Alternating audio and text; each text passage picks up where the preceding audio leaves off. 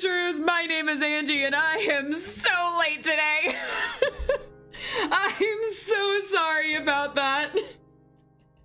Oh my god, I got on ready to start and my computer decided to reset last night and I lost everything and I had 30 minutes to try and get it all back. And I don't know if I did. I don't know if I got it all back at all. So we're just gonna play it by ear, I suppose, in a hope that it worked. So, 1 second, I arranged this badly on my monitor and I am starting to realize that, oh god. Oh god, everything is messing up already. Messing up for me. I think it looks normal for you guys so far. Never mind, doesn't look normal because I minimized the page. What am I doing? This is starting out great. We're not even in Lobotomy Corporation anymore and things are already messing up. We passed Lobotomy Corp just for Angie to not be able to use a computer. That's great. How are you guys doing today? Is this ranked on edit?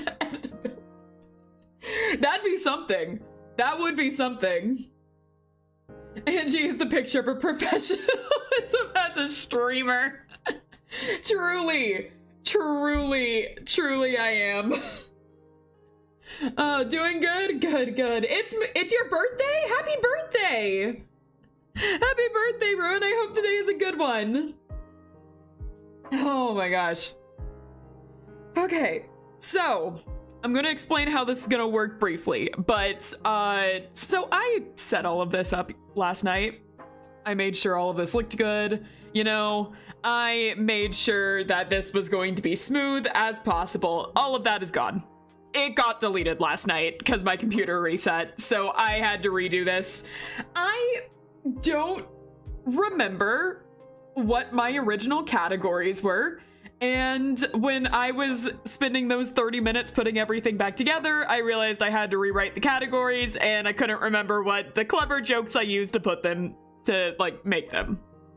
So now, oh, sure, blame the computer, Angie. Well, if it wouldn't have restarted, maybe I should, like, take pictures of my tier list from now on. Maybe I should do that from now on. Oh my god. You're extremely sunburnt? Oh no. I'm sorry about that. So I really quickly put this together again. These weren't the original jokes I used, but I can't remember what they were now, so this is just what we're doing, I suppose. If I think of better jokes while we're doing this, we'll use better jokes. But for now, we have our first category being Never Leave. Obviously, these are the abnormalities that I love, for better or worse. Next is Love Them, because I love them, but not quite enough for them to be in the Never Leave category. These ones, I could leave. I could leave, depending. You know, if we had a day restart, you know, it hurt. I'd want them here, but I could leave them, you know. And then we have Mid. I think that's obvious. I don't think I have to explain. We have Annoying. I also don't think I have to explain. And we have, well, that. Because Angie's Mid. Hey, Clapic. Wait a second. Hold on.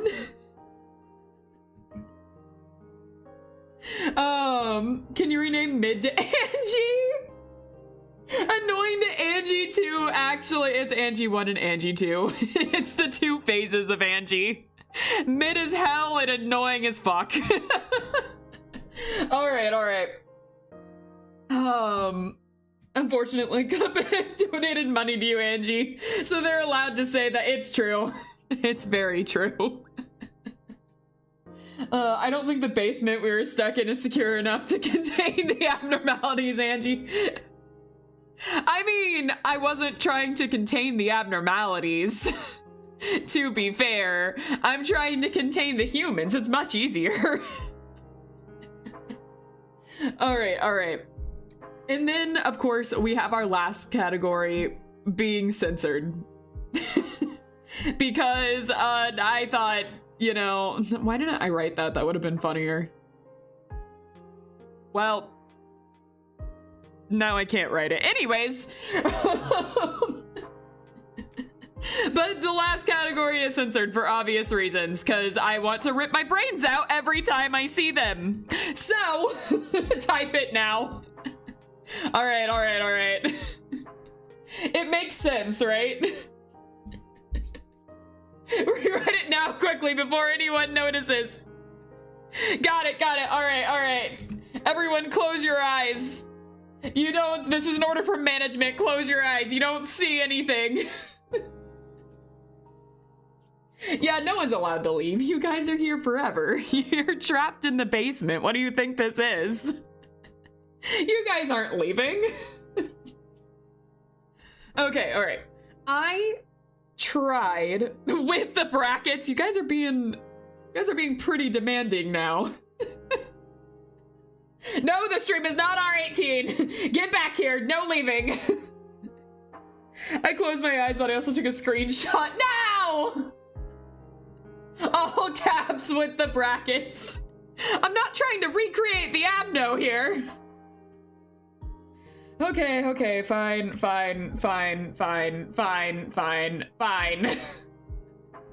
Making me rewrite this before we even start. There. Where did the bracket go? Is it too long? I suppose it is. All right. We're just really going to be playing this one by ear, I suppose. Anyways, welcome in, everyone. Thank you for being here. Why don't we go ahead and get started with this? I tried to include every abnormality in Lobotomy Corporation that I could. I went on the wiki to make sure I got all of them.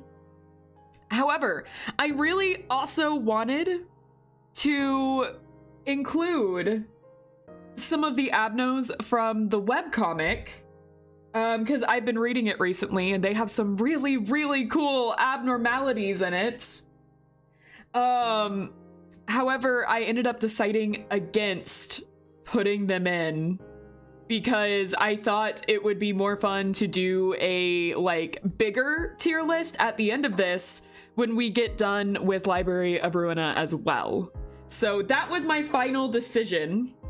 So even though I have read it, most of it, I'm not done yet, but I've read most of it and gotten to some really cool abnos, I decided against including the ones in the webcomic for now. We'll get to them later, but I thought it would be better if I saved them. Where'd you reach? I don't know if I should be talking about spoilers that much for the webcomic, though I guess it's non-canon now, if I remember right.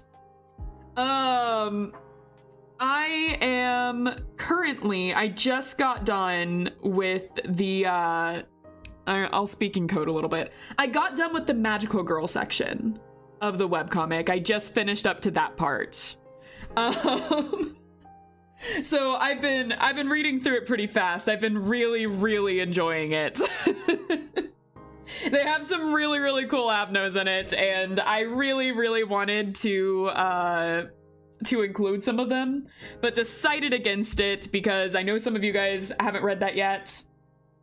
And also, I think it'd just be better to do that after Ruina, from what I've heard. I should go with a bigger one after Ruina. Did you like her? Yes, very much so. I really, really liked her. I really liked also the continuation of the Wizard of Oz characters. I thought that was cool. And Alice in Wonderland being one of my favorite stories, I thought it was cool to see some of the abnos based on that. Okay, all right. We're gonna go ahead and get started with this, like I said earlier. So obviously these are all just going to be the abnos from Lobotomy Corporation. I have not yet played Ruina. We will get to that next week. So no spoilers for Ruina, no spoilers for any of the other Project Moon games until I am there and we will get started on that. This is 90% opinion-based, 10% gameplay-based. This is gonna be stupid opinions, bad takes, and I'm not here to insult anyone's favorite abnos. This is just my stupid opinions, Angie's stupid opinions. With all of that being said, let's get into this. So the very first abnormality we have here, can't wait for the Ruina tier list in 2 years. It's my base. So you know why there isn't a magical girl-esque Abog Bird super boss? Yeah, basically. It'd be so cool to see some of those guys in Lobotomy Corp. I think some mods brought them back, so that'd be cool. Bad takes are what we are here for. If we wanted good takes, I'd watch someone else. Hey! Probably not a VTuber though, because let's be real here. Yeah, no, that's fair, that's fair. Oh my gosh. I don't watch LobCorp, but I got this recommended, but welcome anyways! Oh my gosh. Yeah, there's mods for all of the Wonderland Abnos. Nice! Alright, I'm gonna be super curious about that. So first up on our list, we have our training dummy. I'm gonna have to have a little bit of a guide for some of these names because I don't remember all of them, but I do remember our training dummy. I don't know if the name was just training dummy, honestly. I forgot to pull up a guide on the names real fast, so let me do that. I'm not gonna remember a lot of these guys' names because we gave them stupid nicknames throughout our entire playthrough. I'm gonna be calling Judgment Bird the Union the entire time. Oh my god. What am I typing in? Let me pull that up real fast, just an abno list, so I can have the names for some of these guys as I'm going through. Okay, why are they so far down on the wiki? Why are they? There we go, there we go. So we have our standard training dummy Rabbit as our first one on the list. Oh man, so we didn't really get this one for long. It was just in the tutorial and we never saw this thing again. It is cute, very adorable. I kind of wished we would have seen it again. Instead we end up getting One Sin as our true and loyal one. Sub count is growing pretty fast, BTW. We might reach 470 by the end of the month. That'd be really cool. That would be really cool. So no matter what we do, we are doomed to never get this guy. No matter what we do, this guy will never be in our facility, even though we would love for this guy to be in our facility. We can never have him. It is the forbidden rabbit that can never be here. Unfortunately, the other rabbits we can have in our facility want to kill us. Also, they help, but they also want to kill us. So, yeah, unfortunately, I am going to have to put the rabbits in, no, not censored, in mid, not because they are mid, but because there is nothing we can do to actually see more of them. I can't have a stronger opinion on the rabbits because we can't have an opinion on the rabbits. They're only here for the tutorial. Oh man. Dummy is an F tier, inedible. Too many mechanical bits, I suppose. Oh man. So then next we have our little match girl here. Let me look at my cheat sheet. Scorched girl. Oh, I should have known. I really should have guessed that name, huh? Well, copyright name aside. I love how she's like a bomb. Yeah, I am gonna be a little biased here because I love fairy tales, admittedly. And so I have a little bias on the fairy tale themed abnos and tend to like them a lot more. Asterisk around that. Asterisk around that because some of these guys, in theory, I love, but then I met them in game and my likeness for them went way, way down. Anyways, Match Girl was one that I do really like the concept for, but was a little bit of a letdown when I got them. Mostly because I got them so late game that any danger I would have felt for them was long gone by the time I got them. They looked super threatening over in my architecture facility, though. Right next to nothing's there. Should have done more day resets. I mean, I think this one would have been really cool to have, like, at the beginning. And I know this for a fact, because in order to get a certain abnormality that we will see later, and to see what it did and everything, and to test some of these guys out, after I finished Lobotomy Corporation on stream, I started a new game with my cousin. Me and Waya ended up playing some Day 1 Lobotomy Corp together. I watched Waya play Lobotomy Corp, I should say, because I knew everything and it wouldn't have been as fun if I was doing this. So I watched Waya play this Day 1. We only got to Day 10, so we didn't get very far, so not a whole lot of abnos. But Waya ended up pulling Scorched Girl really fast. And it was fun to see Waya struggle with Scorched Girl as Scorched Girl exploded on some of his employees. And so it was cool to actually see what Scorched Girl, like, in theory would do if, like, I had gotten Scorched Girl at a much earlier date. So that was a lot of fun. For that reason, because of lore reasons, I love Hans Christian Andersen stories. I have a huge collection of Hans Christian Andersen stories. Go figure, The Little Mermaid is one of my favorite fairy tales ever made. And my backstory is just The Little Mermaid plus, so, you know... I'm a little biased when it's gonna come to Hans Christian Andersen stories. Little Match Girl's Hans Christian Andersen.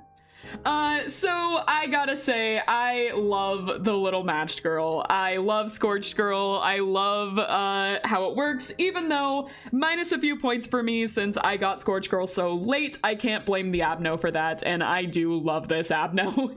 I think it's also a really good one as a starter abno. I think it is a very good one.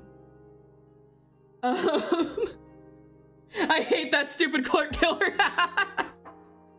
Understandable. Like I said, this is gonna be 90% stupid opinions and 10% actual gameplay stuff.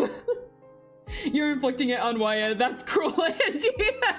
As someone that inflicted it on Angie. Yeah, I definitely, when Waya got the headline, you know, in our version of Abno Gotcha, when Waya got the description for Plague Doctor, I sat there laughing, going like, you should choose it. Definitely not like you did to me, MZ. I was like, yeah, look at that. You should choose that one. It's great. Yeah, I definitely understand the cruelty that kicks in. The cycle of abuse continues. Definitely. He did not choose Plague Doctor. He was smarter than me. He was just like, this sounds cursed. I'm not doing that. And, you know, he was much smarter than I was. So, Waya never chose to get Plague Doctor, unlike me, but I definitely get the sadism, because I fell straight into that. All right. One Sin definitely is in Never Leave. There's a reason why One Sin is our first abno. There's a reason why One Sin is so beloved. I mean, pray to One Sin and everything will be forgiven, including the curse of the Plague Doctor. One Sin is truly the abno that will save us all. There's a reason I kept turning to One Sin throughout my entire game, and for Plague Doctor White Knight reasons alone, One Sin gets Never Leave in this facility. I never want One Sin to leave my facility. Do you guys remember the one time we restarted? Lobotomy Corp, and we went in on day 1, and instead of One Sin being there, it was the Backstreet Boys. You guys remember that? I think about that every now and then, and that's like a nightmare. Oh my god. If nobody else got me, I know One Sin can. Yeah, exactly. One Sin is literally the strongest abno and just doesn't kill you. I love One Sin so much.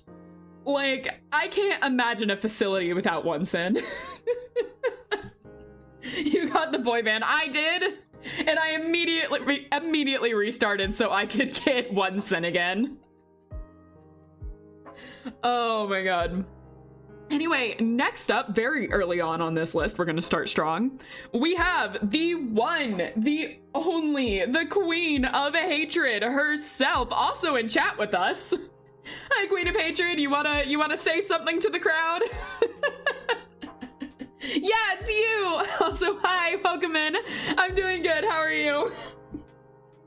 So, Queen of Hatred. You know, Queen of Hatred was a fun one. It is an abno that, again, I love the very concept of. Magical girls is something that it's a genre I love so dearly. I've watched it since I was a little kid, grew up on Sailor Moon, watched Madoka Magica, watched Precure, watch all of them, Mermaid Melody, Tokyo Mew Mew. I've watched them all. I love them all. So when I saw this girl, when I saw that we had magical girls, I fell in love. I loved everything about this character. And then she turned into a freaking dragon and started killing everyone in my facility, and I only fell in love more.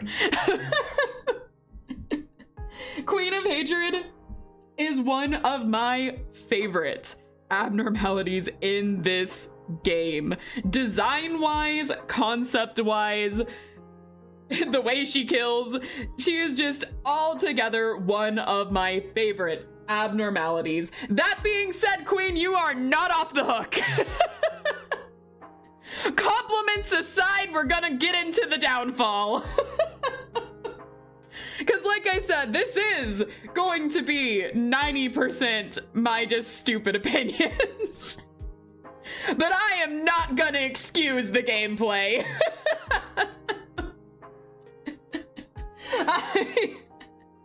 The hell I went through having Queen of Hatred in my facility. And granted, it was not just Queen of Hatred that made that facility hell.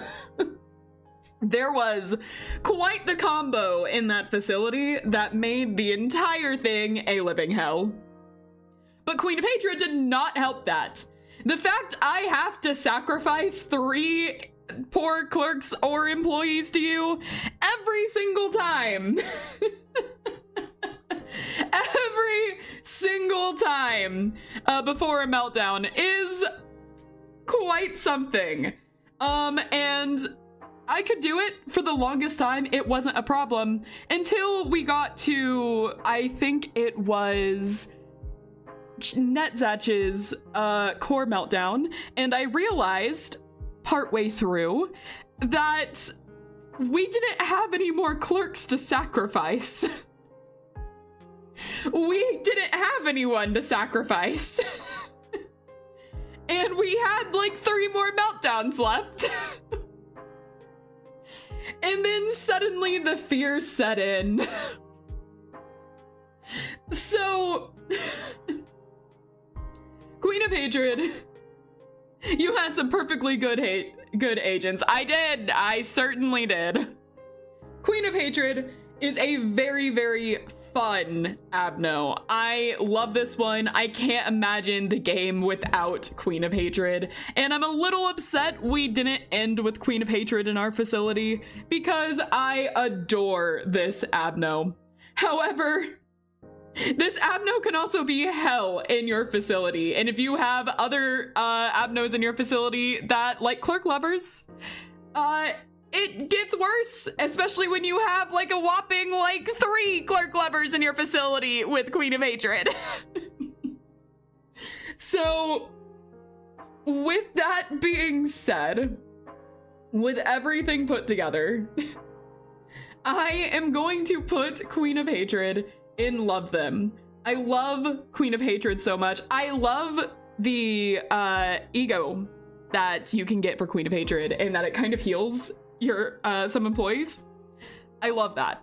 However, I can't put them in Never Leave because the gameplay can get so much. But I can't deny how much I absolutely love Queen of Hatred. Though I think on your first run of yours where I got hired the first time, pretty sure she vaporized me within a minute I was hired. Yeah, something like that. Something like that. Then you ended up in season 2 being the employee that we needed the most. I saw someone hire a Forsaken murderer to murder 3 clerks per meltdown before the execution bullets for Queen of Hatred. Whatever works, I suppose. All right. Next up, we have a Happy Teddy Bear. This is one that I'm gonna admit I don't have a strong opinion on one way or the other. No, actually, I don't have a strong opinion, but the opinion I have leans negative. Happy Teddy Bear is a cool concept. I actually do like the idea of this abandoned toy that, you know, it kills the person that it essentially decides is its new owner. I do really like that. His animation is cool, but I don't think you ever watched it. I actually went back to watch a lot of the things that I missed. So I watched a lot of YouTube videos after I finished watching after I finished playing Lobotomy Corporation. Get my wording right there. I went back and tried to watch a lot of abnos and things that I might have missed so I'd be able to like do this better. It's there to make you pay more attention than most other abnos on his list. Yeah. I think the thing that frustrates me the most about Happy Teddy Bear is that, one, I got it pretty late game, and so I didn't want to focus on it as much, but then at the same time, I kept dying to it because I wouldn't focus on it as much, and I never, while I played it, never fully learned what to do with it. If I had read better, I would have learned. It's not exactly the hardest thing to avoid. But yeah, during most of my main playthroughs with it, I never fully learned how to counter it, and so it got really annoying for me really fast, and I just wanted to get rid of it most of the time. For that reason, average Project Moon fan Angie Lamine. Yeah, I walked straight into that one. After like watching like other videos on how to deal with it once I finished my playthrough, watching other videos on how people dealt with it and stuff, it's really not that hard. But yeah, I can't deny that while I played Lobotomy Corporation, this guy annoyed me a lot, and I had a few good agents die to this guy. For that reason, I am putting Happy Teddy Bear in annoying. I'd rather not deal with it if I can, but it's also not the worst one. Definitely not enough to go in censored by any means. Okay, next one. This is gonna be, I think, kind of a controversial take for me. For next, we have the red shoes. Once again, any abnormality based on fairy tales automatically kind of gets a plus for me. I am biased. I am willing to admit my bias. And I do like the fairy tale that this one is based on. I also really like how they expand on this one in the comic. But I'm not here to talk about the comic. I am not going to talk about the comic at all, and I'm going to put that to the side. We're just going to mention it when it comes up. That being said for this one, I really like this abnormality. I love the concept of it. I love the outfit that you can get. I'm not partial to the Irgogero, plus their gift doesn't look good. I will take that. I will take that. For a couple of reasons, really like this one. One, if someone gets hypnotized by it, it's really easy to counter. It's really easy to figure out how this abno works really fast. It can get annoying if your facility gets overwhelmed. However, I was able to figure out really fast. It never became annoying for me. I think the lore is really cool. I think I do actually like the costume for it. I like the axe.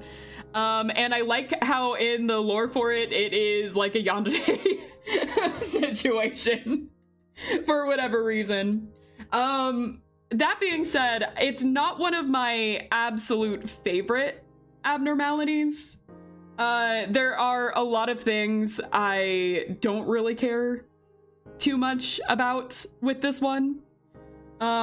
It's definitely not one of the standout ones, is what I'm meaning to say. Like, there's definitely ones I have much stronger opinions of. However, every time I replay Lobotomy Corporation, I will always have a sigh of relief getting this abnormality because it's easy to deal with. I know what to do, and as long as you max out someone with, oh, what is it called? Is it Fortitude?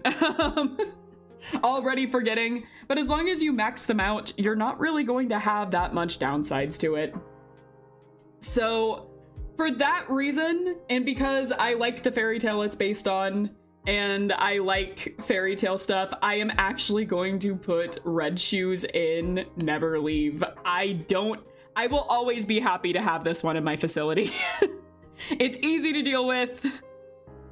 It's easy to deal with, and I like this one. That's it. It is probably gonna be the one that I think a lot of people are gonna be like, what, really on? Yeah, Fortitude. It's max Fortitude is the one that it likes. And like, it's a really easy one. And also it's really easy to counter. If someone gets hypnotized, you just click on them a lot and then like it goes away. So that might be a little bit of a controversial one. I realized when I was looking at this that I was like, I don't think a lot of people like Red Shoes that much. That might just be me. But I really like that one. So, and because these are my stupid opinions, this one goes in Never Leave for me. I like Theresia. Theresia. This one gave me the most trouble in the early days. This is one of the abnormalities that, because I did not read that closely, I could not understand what I was supposed to do with this one. And even if I could, even though I understood after a little bit, what I was supposed to do, the problem is that I have the memory of a goldfish, and I couldn't remember to get my employee outside of the room in time. Theresia is an easy abnormality to deal with. You send in your employee, you wait a little bit, you send out your employee, and you're all good. Goldfish have good memory, actually. I can't remember what you said because I've already forgotten about it. Anyways, but Theresia is a really easy abnormality to deal with. Unless you forget to get your employee outside of the room in time, like I always do. If your employee is there for over 30 seconds, your employee goes insane and has to be dealt with. And I kept forgetting that fact. And guess whose employees constantly died in their first go-around with Theresia? Oh. They remember things for months. Nope, already forgot what you said. Can't seem to remember for some reason. Anyways. Oh, man. But yeah, for that reason, I still can't get over Theresia every single time. Every time I remember them, it brings me pain. It brings me so much pain. Theresia is my first censored. I can't get over how many of my employees died to Theresia. So many of them died to Theresia because I couldn't remember to get my employees out of the freaking room. Guess I don't have to ask you to not get me killed. Yeah, no, we're past that. She's not a goldfish, she's an anglerfish, so that's right. I am an anglerfish. Y'all remember how Angie's first run had next to no agents because she let them all die all the time? Oh, never forget the great disaster where nearly all of our employees died. Never forget. Oh man, that first run of Lobotomy Corp was really something. The second run though was great.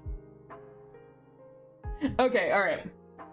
Next up on our list, we have the Old Lady. So, Old Lady is one I forget about quite a bit.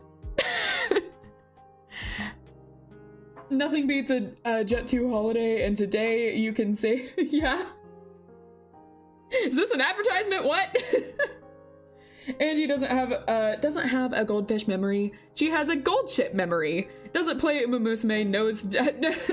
I see. F tier, I don't like how old the. We're not eating the old lady. Old lady's so annoying. Interesting. The old lady is one that I actually do find interesting to a degree. It reminds me of an SCP, which go figure, the game based on like SCP Corporation reminds me of an SCP, but it actually does remind me of an SCP, I think also called the Old Lady, but I don't know the number for it.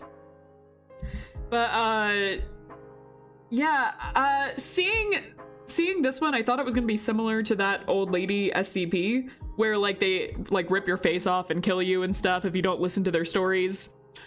106, no, not old man, not Larry. I'm not talking about Larry.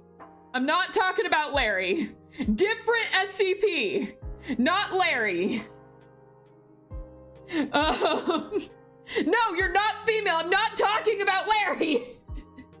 Leave, Larry. This isn't about you.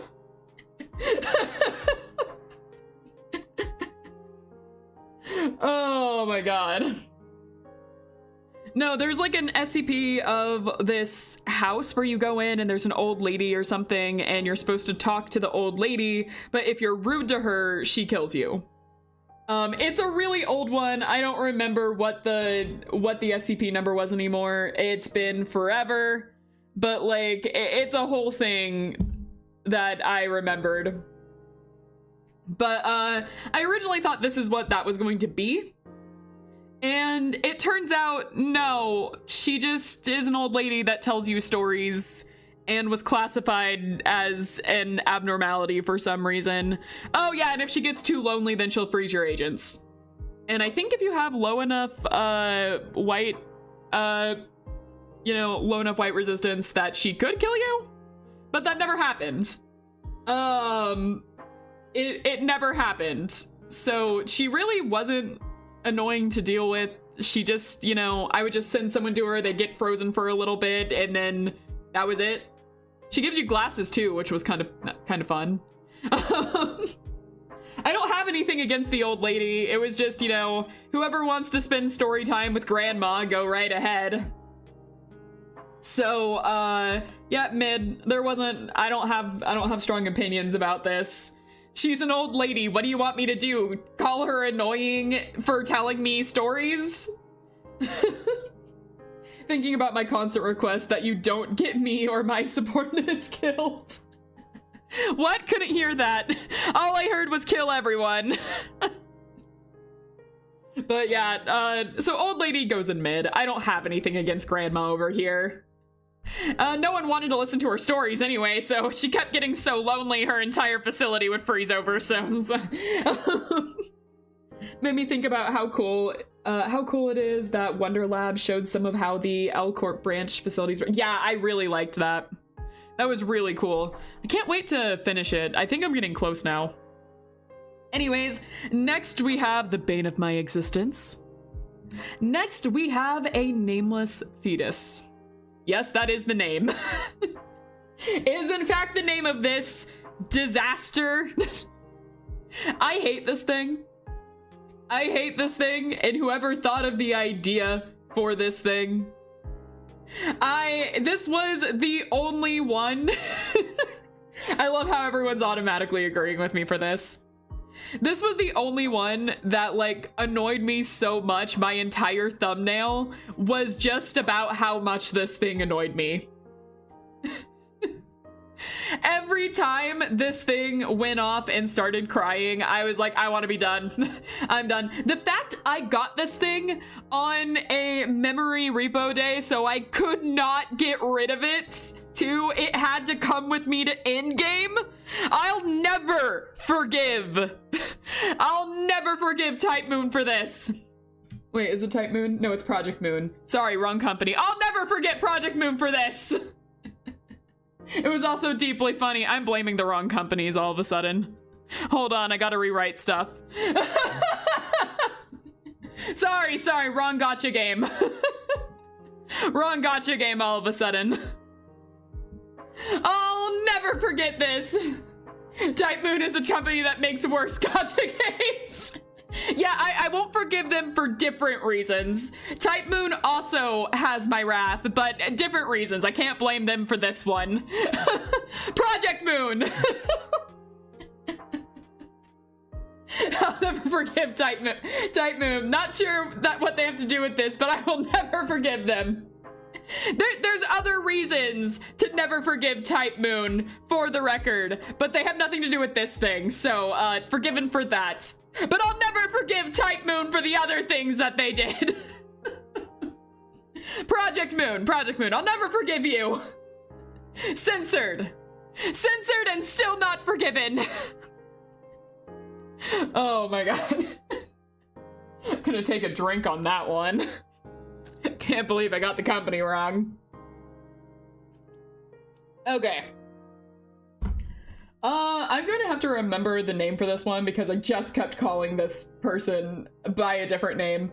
The lady facing the wall. Also probably should have gotten that name right, huh? Probably should have gotten that name right. That seems pretty self-explanatory. Who's in charge of making the names for these guys? What employee is in charge of... Nope, wrong face. What employee is in charge of making the name for these guys? Woman facing the wall? Old lady? Really? Okay. This is our jump scare abno. The whole thing with this abno is just ignore it as much as possible when you go into its containment area. It tries to trick you by being really good with attachment work. That is a trap. That is straight up a trap. Do not perform attachment work. You will get jump scared. Also, if you ignore it, you'll get jump scared, so great. However, this one's not exactly hard to deal with. I went through my entire game with this abno. It's easy. It's really, you know, if I got it again, it wouldn't be that much of a problem. Annoying that it has a jump scare attached to it. But other than that, I really can't complain. I mean, does anyone complain with the... Nope, I'm not going there. I'm not going there. Well, mid, and we're gonna move on. You don't have a good relationship with the moon, do you? No, I curse the moon all the time. I don't like the darkness. It reminds me of home. Say it, coward. Never! Never! Please elaborate. No! No! I'm sure YouTube would be happy to hear it. YouTube, please, I didn't say anything. YouTube, stop. Oh my god. Next up, without the moon, the night would be much darker, Angie. That's poetic. That's oddly very poetic.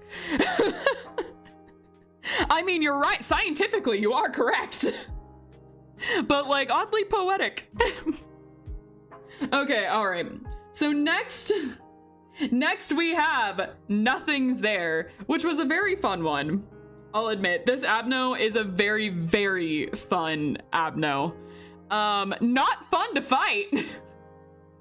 Took out my Twilight employee like nothing. So not very fun to fight this abno, but I love the mechanics of it. I think it is very, very creative. Everything about this, from the lore to how it works to, you know, how it kills, what it does, I think is really cool. The only minus points against it is that I did not like fighting it. But, like, I love the weapon, I love the armor, I love the mechanics, I love the voice lines. It's one of the more simple ones to manage. I think this one would have been hell if I had gotten it as my first abno. I think if Nothing's There was the first, not first abno, but first Alf abno. I think if Nothing There was one of the first ones I had got from that standpoint, I would have hated it. But it wasn't. It was my last one I got from that standpoint, and I really liked this one. It was fun. I didn't like that I wasn't able to trap Bina in architecture because this thing would break out. But other than that, this was a really cool one. Glad to hear you liked me, Angie. I mean, what? Who said that? MZ? That's you, right? Of course, if it breaches, you have to devote your entire attention to micromanaging the fight against it. Yeah, exactly. It is a hard one to fight, but it is a very fun one mechanically. So that being said, I love them. I think this is such a cool abnormality. Like, whoever designed this one, really awesome. I want to shake your hand, also punch you a bit, but you did an amazing job. This was a great one. Nothing There was my first Alf. Oh my god. There's a few Alfs that I think about of, like, if they were my first one, I think I would have died. I think that would have been it for me. Like, it's really good I did not get them as my first one. That being said, which one was my first one? I know I got Plague Doctor really early on, but I'm counting Plague Doctor and White Knight as different things. I'll get to that. So as much as I did get Plague Doctor really early on, I'm not gonna count them. Wasn't it Blue Star? I'm pretty sure I had Army and Black before Blue Star. Army and Black also hides that they're an Alf, but they definitely are. They're definitely gonna be counted. So I think Army and Black was actually my first one. And, you know, I'll get to Army and Black later on in my opinions on there. We'll get there. I'm not gonna talk about that right now, but I do think every now and then if I had gotten other ones as my first, how I would have reacted, and I think I would feel much different about Nothing's There if I had gotten them first. Angie, I got a new phone, so it's gonna take a little bit for me to get my Shadow Milk account on YouTube, so I'll be, all right, cool. Good to see you here. Army and Black is a good first Alf though. Yeah, I actually liked them as my first. I'll have more opinions on that in a little while, but that being said, Nothing's There, I think I would have hated if they were my first abno, but I really liked them as my last one. They were a really cool one to have. Okay, next up, I keep calling this the radio signal. What is its actual name? 1.76 MHz. Right. So, this guy is not that bad. It's not that bad. I'm a little annoyed by this guy, and I'll tell you why. I'll tell you why I'm a little annoyed by this one. So, I do think the idea behind this one is pretty cool. I think the lore behind this one is pretty cool as well. You didn't like Army and Black enough to risk a copyright strike from them. But, what was I in the middle of? That one got me off guard. Megahertz. Yeah, I know. I do like what it's implied to be a recording of. I do too. I read the description of it, pretty recently. And I do like the lore. I do like the idea behind this one. I think it's really interesting. And I did like it eventually. I'll get there. When I first got this thing, I was terrified of it. I did not know how to deal with it, and it escaped more times than I can count. And I didn't know it was escaping because it's a bunch of static, and then I'd look up and be like, why is my entire facility static right now? I just did not know how to deal with this thing, and apparently I can't read, so I didn't deal with this thing. So this one became really annoying for me really fast. However, eventually I really ended up liking this one because I found out I could I could basically send all my employees to law school for this one. It's a really good trainer for, God, what is it called? I just kept telling you guys to go to law school for it, that now I can't. Is it Justice? Is that the actual name for it? Okay, I'm not gonna try to do that too much. Justice. Okay, it is Justice. It is Justice. That is the actual name. Yeah, it's a really good one for training Justice early on. And for that, I am lawyer now. Yes, all of my employees went to law school. Max Justice. But this was a really, really good one for training Justice really early on. Enough so, I really wanted it in my second facility when I finally got around to it. This is one of the abnos that started as my most hated and ended up as one of my favorite ones. The reason, however, I am annoyed by it is because when I was playing with Waya, he got this one really early on. And I was just like, oh yeah, Waya's gonna have a hard time with it like I did. And he figured it out first try. The heck is up with that? He was able to figure out all the mechanics for this thing really fast. But I was the one that struggled with it.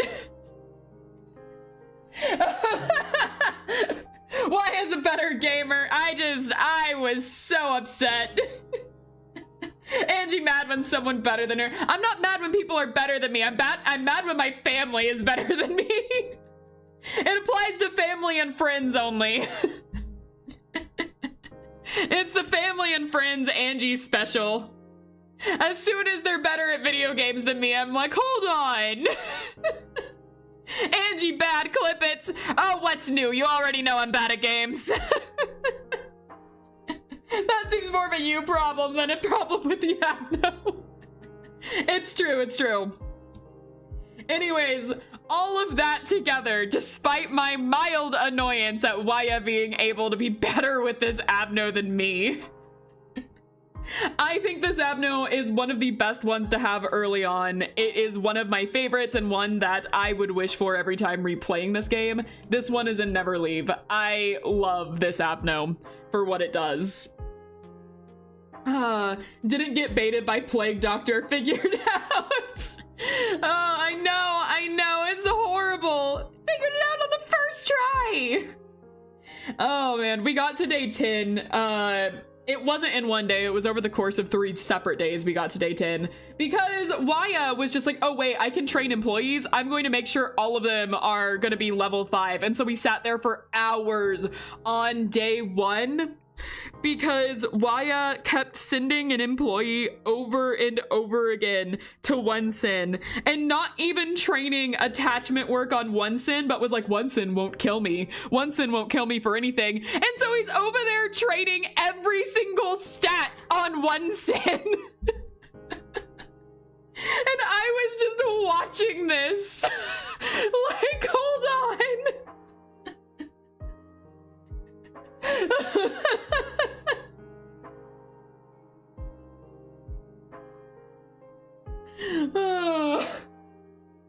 It was really funny to watch, and we were like on day 1 or 2, and he's just over there doing that, and I was like, Waya, please keep going, please go on to day 3, Waya. It's a smart strategy, but not a fun one. We were there for like 4 hours on day 2. And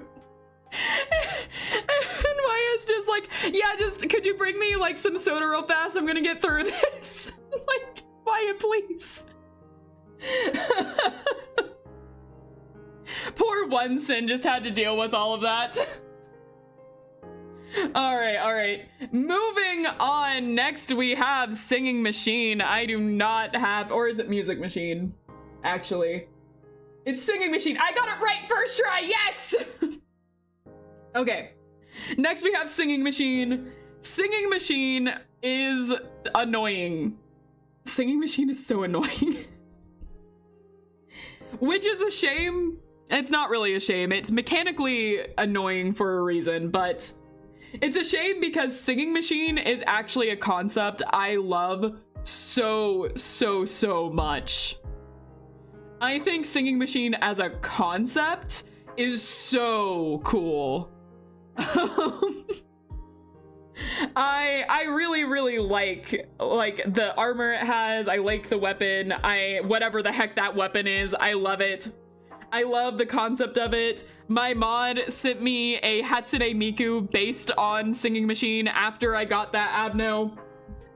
I think Singing Machine is such a cool abno conceptually. A meat grinder that like tempts humans into it to play music. I love that.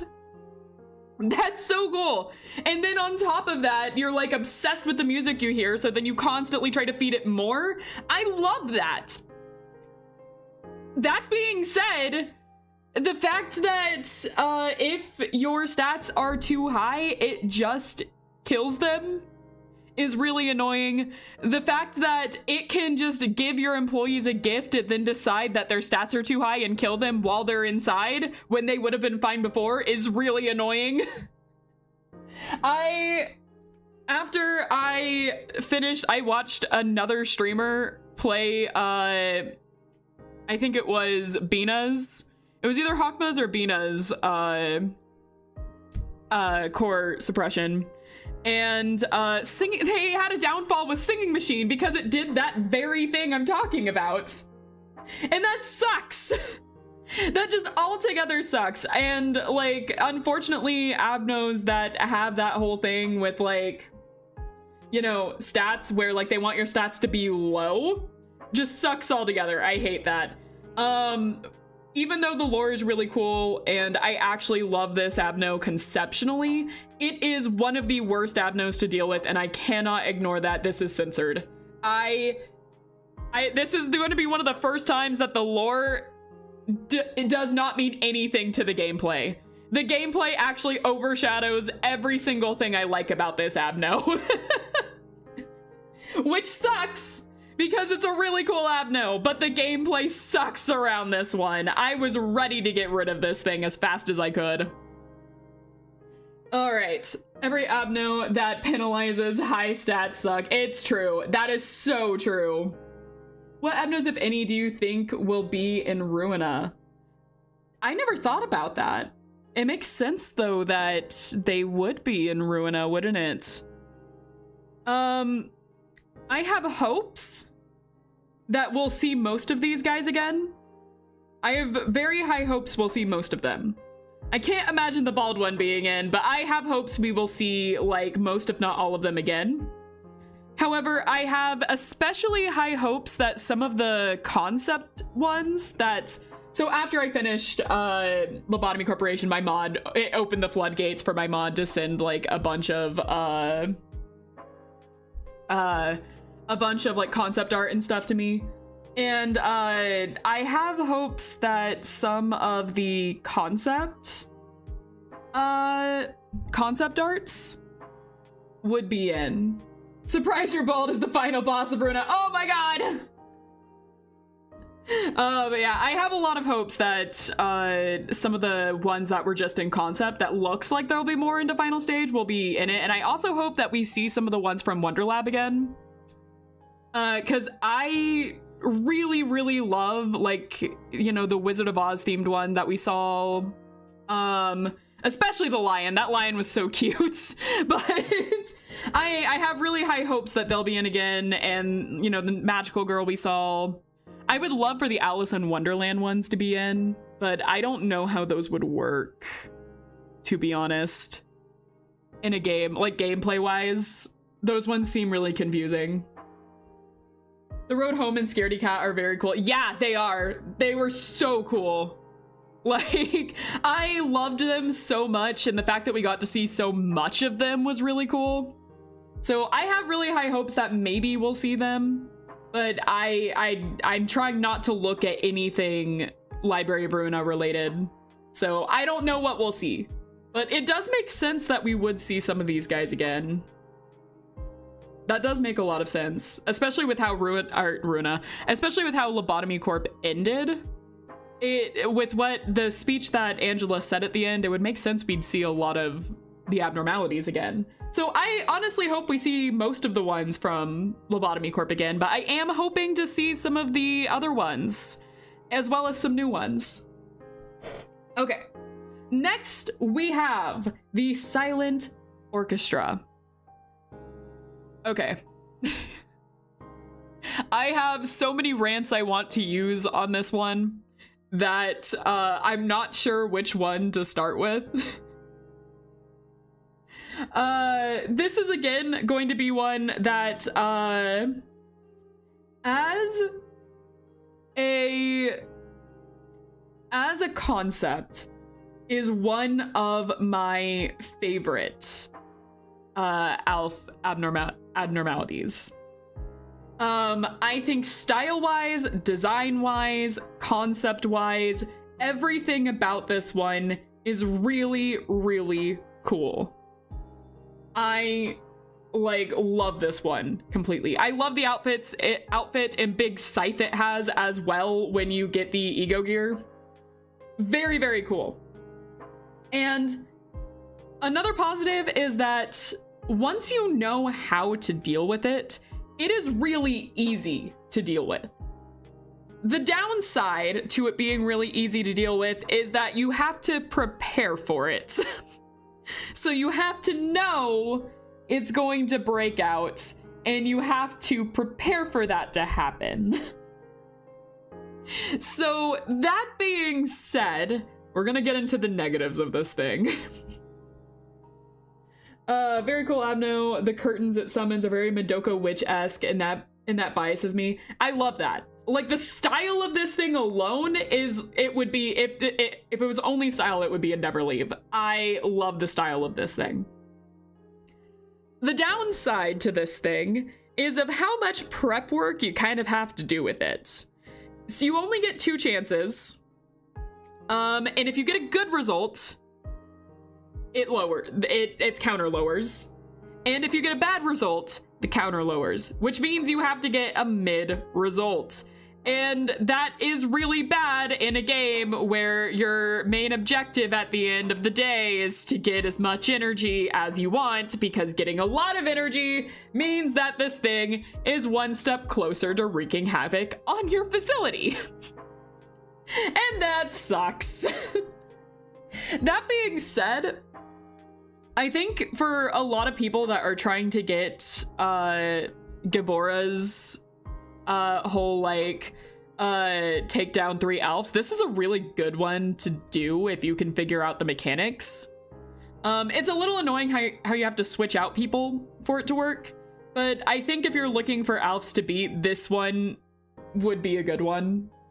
I also think that, I don't know, actually, I was about to say I would think it would be a good starter one, but actually I take that back.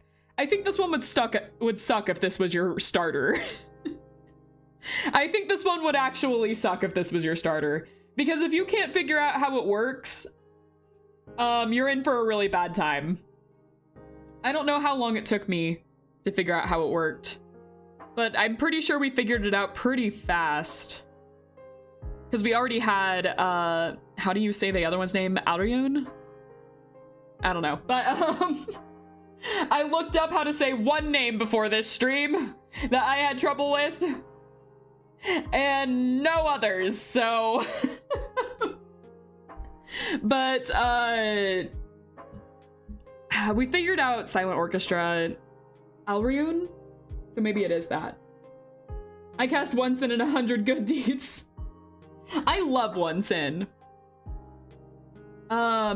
Exceedingly annoying abno. Yes. Yes, I will get to Alriune. I have a lot of things to say about that one.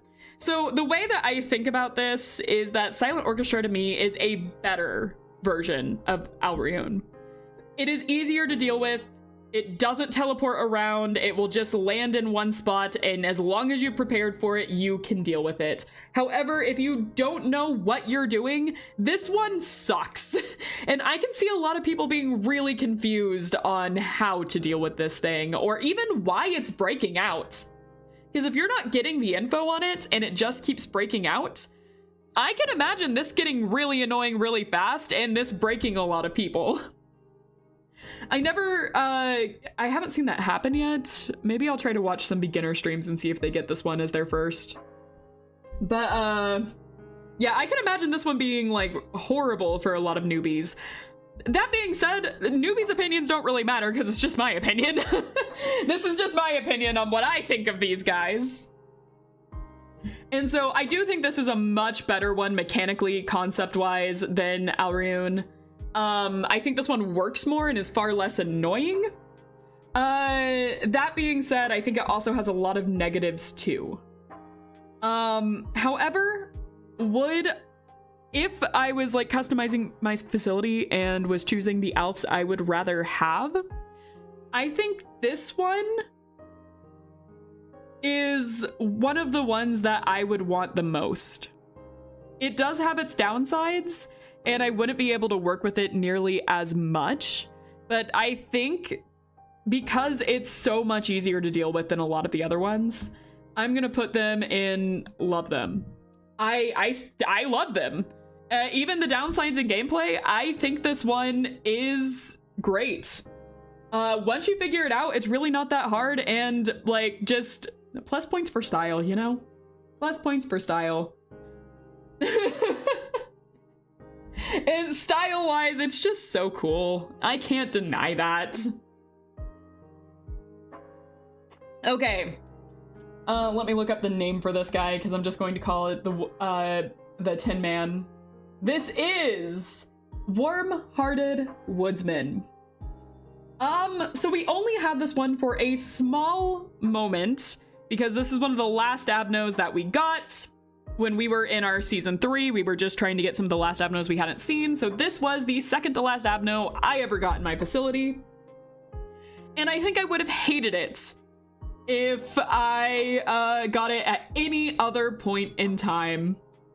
This is another one that concept-wise I think is really cool. Execution-wise, I'm not a fan of. This one goes into annoying. For multiple reasons. I will admit it is very funny to when we were playing around and I unlocked the name of it, only to immediately go out and see that nice 0 in the in the place of the meltdown area. I was like, oh, crap. I can imagine a lot of newbies struggling with this one. The Woodsman is pretty nice, temperance trainer, until you're done training, then it's a dead slot. Yeah. As annoying as it is, you can just ignore it if you screw up. Yeah.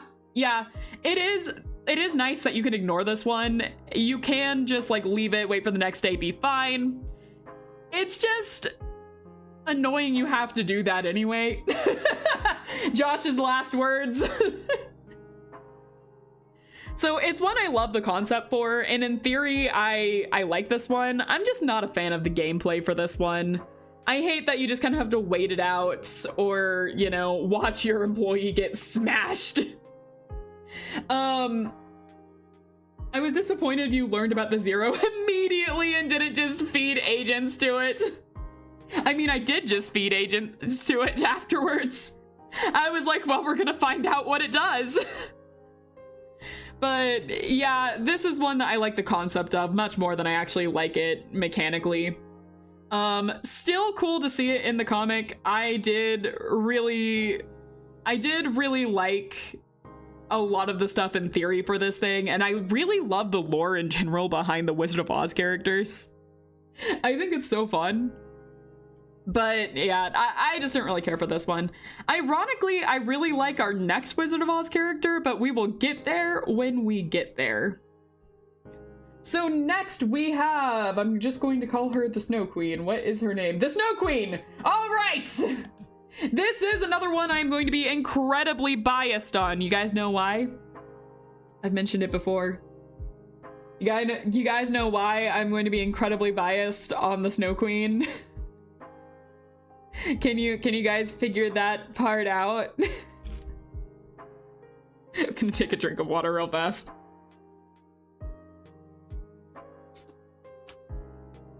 I do like how the first answer was Yandere, but it's actually not the Yandere part.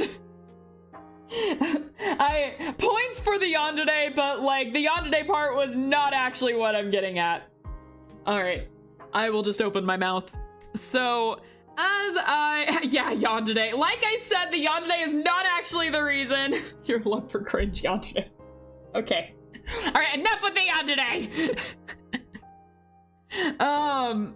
But again, I mentioned before that fairy tale ones are obviously going to rate higher for me because I really like fairy tales. And on top of that, this is inspired by a Hans Christian Andersen story, which, as mentioned before, it's definitely the Yandere parts. My chat knows me so well. I'm glad this is a chat where we can be open and honest with each other. I'm really glad that we can all be open and honest with each other here. Oh man. But yes, this is this is inspired by a fairy tale written by Hans Christian Andersen, which is my favorite fairy tale writer. And so I am incredibly biased on this one. Also, after reading the lore for this one, reading the story, also I love the hidden gift. This one altogether is a very, very cool abno with very cool mechanics, does not breach, very helpful for training employees. You have a chance to rescue the employees that got stuck in there. This abno is great, actually. I have no complaints about it. It's an all-around really amazing package. I also like the detail that if people wearing the Phoenix armor go in, they'll immediately die. It's nice attention to detail, really cool design, cool armor. I love everything about this abno. They are in Never Leave. This is one of the ones that's directly connected to Carmen too, so bonus points as it helps figure out her story. Yes, exactly. Just all around amazing abno. No complaints. Gameplay wise and story wise, this one is great. All right, I am going to show my true bias with some of these next one. So my true bias with Big Bird.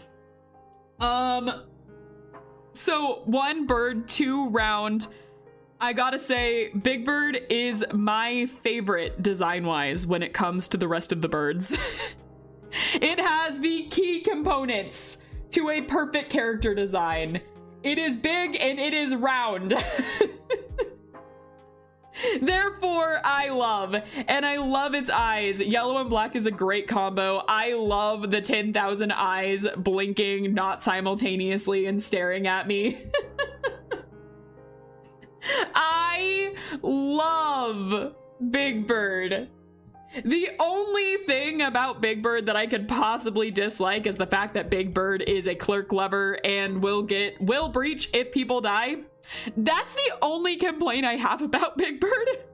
And you can counter that by just like talking to it. It likes attachment work. You just give it a nice little hug and a pat on the head and suddenly it's good again. I love Big Bird. Also, Big Bird's weapon and ego suit are some of my favorite design-wise in the game. I love the gigantic lantern. I love the mini-eyed suit. Big Bird is such a perfect character design, concept, mechanic-wise to me. I love Big Bird so much that, like, honestly, I would want Big Bird around in, like, almost every facility I do. Big Bird is great. Oh, man. So, that being said, Big Bird's kind of a never leave for me. I love this guy. It's a big round bird. What do you want from me? Unironically, someone make a plushie of Big Bird. I want a Big Bird plushie. I will buy a Big Bird plushie. Big Bird is so good that Black Fixer is just basically an alternate Big Bird ego. Yeah. And he may be a clerk's right activist, but you can just ignore that and raise his counter with work. Exactly. You just pat him on the head. He's fine. I love Big Bird. But how edible is it? No. Bad. I don't have a spray bottle assets, but bad. Okay, next is All Around Helper. I'm pretty sure is the name. He's a cute, yeah, it is the name. He's a cute little guy. He's a cute little guy. And honestly, he's really not that bad to deal with. You know, your employees might get a few cuts here and there, but like, he's honestly really easy to deal with.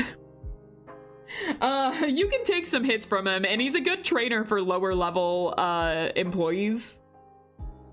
The only complaints I have is that I can't figure out the lore for this guy. Who's making this? That's it. That's my only complaint. Who is making this guy? Who's selling him? Who's approving this and putting him on the markets? And like apparently did so well that they went off and made a freaking like Iron Maiden. Who approved this thing? So my only complaint is that. That's all I have.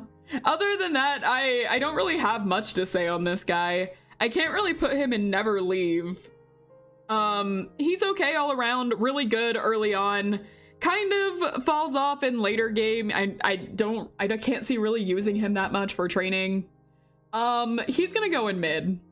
He's cute though. He does have some very key components in character design, being round and cute. I have to give him that. He is very round and he is very cute. Oh my gosh. Okay, next up we have, well, it's a T classification, so it stems from some sort of trauma or fear. Interesting. I forgot about that. I got the fairy tale ones, but I forgot about the rest of them. Interesting. Stems from a trauma or fear. Huh. Okay, next we have Snow White's apple.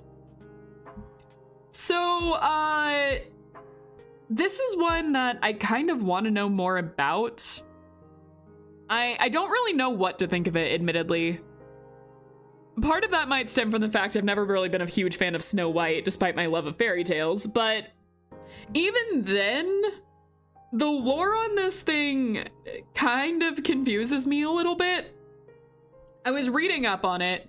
I still don't fully get it. I feel like I need to read up on this thing more. Angie confirmed Evil Queen. Hold on. Wait. I mean, no, wait, hold on. I mean, no, hold on. I think it's meant to resemble Angela, actually. Interesting. That is interesting. But yeah, I also hated this thing when it breached. I thought it was annoying. I didn't really have that long with it. Angie's not royal, don't be silly. Yeah, I'm just the hag. The old hag that comes out. You guys thought it was the evil queen. It was just me. A plot device abandoned by the story who realizes it's happened and decides to abandon it herself. That's interesting. That is actually interesting. She admitted she's old. It's just how you guys view me. Through the filter, I'm just the old lady. All right. But yeah, so with that context, that is more interesting to me. That is actually more interesting to me with that context. However, that being said, I really didn't like the mechanics for this thing. I didn't have this thing for very long, so I guess I can't really talk about it too much. But I really hated how it would just teleport and then make the entire place it landed be full of thorns that no one could walk on and would slowly lose health. I did not like that. So that being said, I'm gonna put her in annoying. I am gonna put her in annoying. I just don't really have much to say, and the mechanics I did use of her did not like. Me when plants. Dropping in to see how it goes, but alas, work calls. Have a good day at work! I don't like Spiderbud. Is it because it's spiders? In fact, the fact that the roots last the whole day, yeah, that's awful. Did you play Undertale? A long time ago. I did in fact play Undertale. I might play Undertale on the channel at some point, but I don't know when. Anyways, Spiderbud is one that's very contradictory to me. Only to me. Not for anything that Project Moon did. This is just me. I have arachnophobia really bad. I'm fine to admit it. I was so scared of spiders that when I played Skyrim for the very first time, I was so scared of the spiders that I would shut down my game every time they showed up. Spiders terrify me. And spiders in games also scare me. So when I saw Spiderbud, I was terrified. Hey Angie, can I bring my pet tarantula to the basement? Fun story, my friend did have a pet tarantula, and I did have to watch it before when he went out of town. So it's had to happen before. And I watched the tarantula, I fed it, I did everything I was supposed to, and it was fine. His name was Steve, the tarantula. And I was scared the entire time, but you know what? I still watched it because it's my friend's beloved pet. And so I will watch it, even if I'm terrified of it. Oh man, Steve the tarantula. Yep. It was Steve the tarantula. Okay, to be fair, those Skyrim spiders are actually so spooky as someone else with mild arachnophobia. They're scary! They're so scary! Noted when making game for Angie includes spooters. I've gotten over some of my arachnophobia within games, but every now and then I'm still just like, when I see them. There's a game that came out called, I think, Huntsman, which is about giant spiders, and I keep going like, I should play that for the channel, and then looking at the like trailer and cover poster for it and being like, I can't do this, I can't do this, I can't do this. So I don't know when that'll ever happen. Angie, you should play Satisfactory. Don't look at the enemy list beforehand. I see what you guys are doing. I see what you guys are doing. Oh man. That being said, that all being said, I actually like Spiderbud. The reason I do is because, one, it doesn't escape. Two, it's a really easy abnormality to deal with. Like, so easy to deal with. The only thing you have to do is make sure, is it your temperance that just has to be level 2? And then you're fine. And it's a really good trainer to getting fortitude up.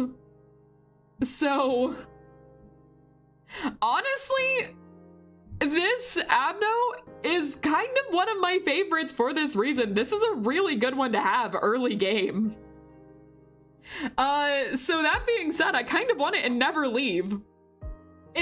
Do I like the fact it's a bunch of spiders that don't want you to step on it? No. However, they don't care about you as long as you don't step on them. So that being said, this is a really good abno. Okay.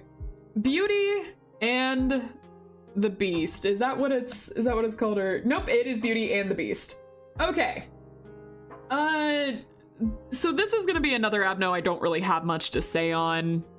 It's, you know, I got this early game on my second playthrough, was scared of it, realized that it was super easy to counter. All I had to do was not do repression work twice in a row, and we were good. So, it's, from that standpoint, it's just a really easy one. I do think gameplay-wise, it is just kind of mid. The lore behind it, I actually think is really fascinating. I do not like how the employees that screw up with it turns into the new one of it. Yeah. So this is, I think the lore behind that is very, very fascinating. And in order to have a lot of like diverse abnos that do a bunch of different things, I think that this abno is very necessary. Like having an abnormality that you turn into that abnormality, I think is like, we had to have one that did it. And so I think the lore behind it from how we get to that point is very, very interesting. I like that this is the spin on Beauty and the Beast that we got. I just don't care. I mean, we have the slime lady. I'll get to that one. I'll get to that one later. But I think this is just a really easy one to deal with. Is it mid? Absolutely. This is a mid one altogether. I'm not rating it higher than mid. I don't think that it's anything impressive. But I do think that this is just a really good starter. Standard. It's a good one to have early on. You're gonna forget about it late game. It's nothing special. I don't know what's up with that design. I think the design could have been cooler. But it's, you know, I do actually think it's interesting. There's also the abno that turns you into, yeah, into you. Yes. Yes, in fact. But yeah, I do think that it's interesting that like you'll turn into the abno. And I thought the story behind it was kind of interesting, like reading the notes and everything. But yeah, it's mid. And there's not a lot to say about it. It's one of those designs that you can tell never actually got a touch up between the beta version and the game and now. Yeah, again, it's just, eh. It's very mid, but, you know, it's mid in a positive way, I should say. In order to have great ones, you also have to have mid ones, so that's about how I feel on that. Anyways, next up, we have the one, the only, the bane of my existence, Plague Doctor. We had to get to it at some point, right? Plague Doctor was here in episode 3 of Lobotomy Corporation on this channel. He came in very, very fast. I remember the first words I said when seeing the description was, this seems like some Plague Doctor like shit. Getting the abno and then going, oh shit, it actually is a Plague Doctor. Never forget. I got Plague Doctor so early on in my first playthrough. I'm pretty sure I got Plague Doctor the earliest I could get Plague Doctor. Yeah, unfortunately, I guess I'll address this one. Not scolding anyone. It's past, it's over and done. So this is, you know, what happened. But I was spoiled for Plague Doctor really early on. As soon as I got Plague Doctor, everyone in chat started talking about what was going to happen. I didn't fully know. I did not fully know what was going to happen. I will say, not everything was spoiled, but like knowing that Plague Doctor was going to turn into something else, that the marked employees, something was going to happen. You know, chat kind of let that loose. So I knew pretty fast that I did not want the Doctor to explode, as we kept calling it. So I was bound and determined throughout my playthrough to make sure that this thing would not explode. And I made it pretty far. I got pretty far in without this thing exploding. I didn't want to know anything about Lobotomy Corp going in, which included any surprise mechanics like this. I would have liked to have seen what happened, but, you know, again, what happened. We got through it. I was still surprised by a lot of what happened. I didn't know in the ways of which what would happen, so I'm not mad necessarily, but it is a little disappointing that got spoiled for me. But I'm fine. The moment where I got to tell you what you needed to make it explode was my favorite moment in every stream. You were so traumatized. That was a funny episode. Altogether, that was a funny episode. Oh, man. But yeah, I was bound and determined not to make this thing blow up. And we got really far into... We got so far into the game before I finally purposely exploded it. We got to like our third core suppression before MZ told me I had to finally explode it. So, yeah, we ended up making it pretty far in. It didn't want to explode, I know! We kept sending people to the doctor to be like, all right, explode, and they kept getting mid-results, so it wouldn't explode. Fourth, next was Tiff, yeah. We made it to Tiff's core suppression without it exploding, and then it exploded right before Tiff's core suppression. So we got pretty far in.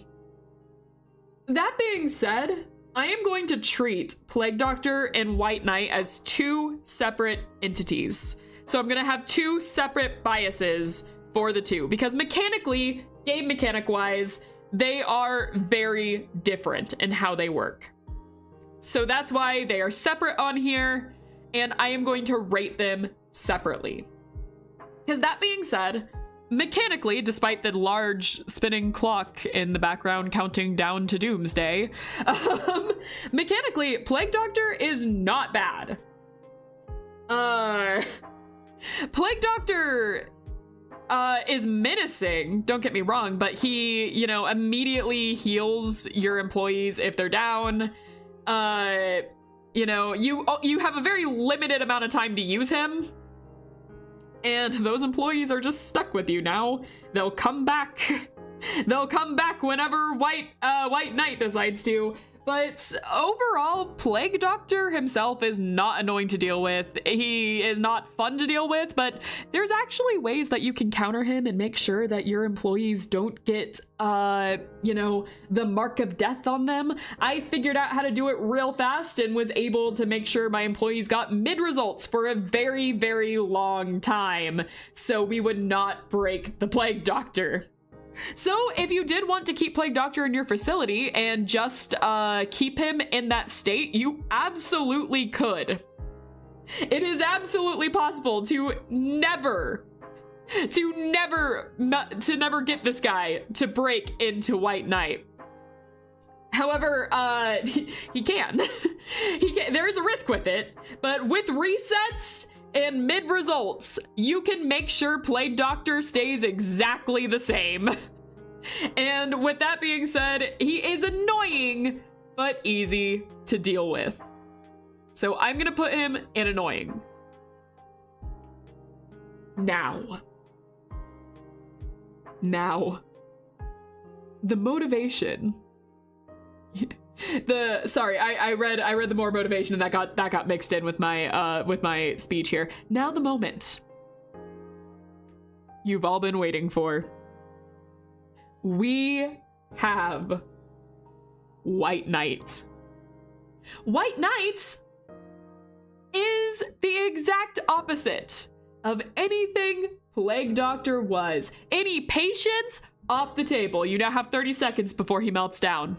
Any kindness, off the table. This guy doesn't care about your feelings. Any sort of care for my employees, non-existent. Enjoy the apocalypse. This guy is the bane of our existence, because in fact he wants to get rid of our existence. His will is God's will, and he's gonna prove it by destroying all of us. This is White Knight. This, he's not that mean. I beg to differ. Greetings, I'm Malkuth. You probably already know that. I see you're making a tier list of the abnormalities. Absolutely. I'm Angie, ex-manager, XA. previous A of a facility that has succeeded and got, you know what happened. Anyways, this is our ender of Lobotomy Corp before we go into Ruina. Why did we stop to listen to the homeless doom prophet yelling on the street corner? Hi, Malcutie. I love how that stuck. I love Malcutie. All right. So White Knight is horrifying, scary, terrible. Any good vibes, which are not many, I got from Plague Doctor were all ruined by the time we got to White Knight. And you know, the slow transformation of Plague Doctor is really cool to watch, and then the horrifying reality when we get White Knight of what is happening and what we have to do is really something. Granted, White Knight is definitely one that you'd be able to deal with, and I have actually watched a few streamers now finish the game with White Knight. Definitely possible. Stronger than me. I couldn't do it, and White Knight was not the sole reason, but one of the many reasons I decided to abandon Season 1. White Knight combined with a lot of other things actually was why I abandoned Season 1, but... so White Knight is never leave tier, right? Dear God. Don't worry, we will White Knight for you. Wait. Suddenly the apocalypse happens in chat. Which one of you are the servants to White Knight? I can summon Netzach from safety if you'd like to greet them as well. Yeah, of course. I love all of you guys. I love all of the Sephora. Well, hey, switching seasons had you hire me. True, it did. He did provide a nice 0.2 resistance to all damage suit when present. True. So the things I like about White Knight, the armor's really cool. The things I don't like about White Knight, I have a whole list that extend past this in any page I could write. White Knight is in Censored tier because White Knight destroys me, but we did make it past Tiff's core suppression with White Knight. So that means I did have to do a midnight with White Knight. I heard that I've been called here. Yep! Welcome in! We have Malcutie and Netzach in chat. So yes, White Knight is in Censored tier. Eventually, I know it. I saw some of you talking about it, and I know I will never be satisfied because I am inherently selfish and can never be satisfied until I beat everything I can. And White Knight is the only one I have not beaten yet. I didn't try, to be fair. I saw what happened, panicked, and used one sin to fix all of my problems. But we did not get the weapon for White Knight, and we did not beat White Knight, and I know that eventually I am going to have to go back. I am going to have to go back and beat White Knight one day. That day isn't today. But in Violet Midnight, why did you have to add that one in? I never said that. Hold on, this speech was gonna be dramatic and only about White Knight. Why did you add the Midnight in there? However, to curse you. Freaking MZ. This is why we sent you to Nothing's There. Oh my god.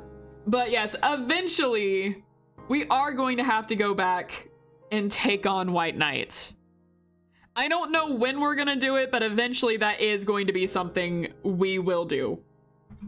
So, look forward to that one day. It's not gonna be anytime soon because obviously we are going to finish Ruina before that.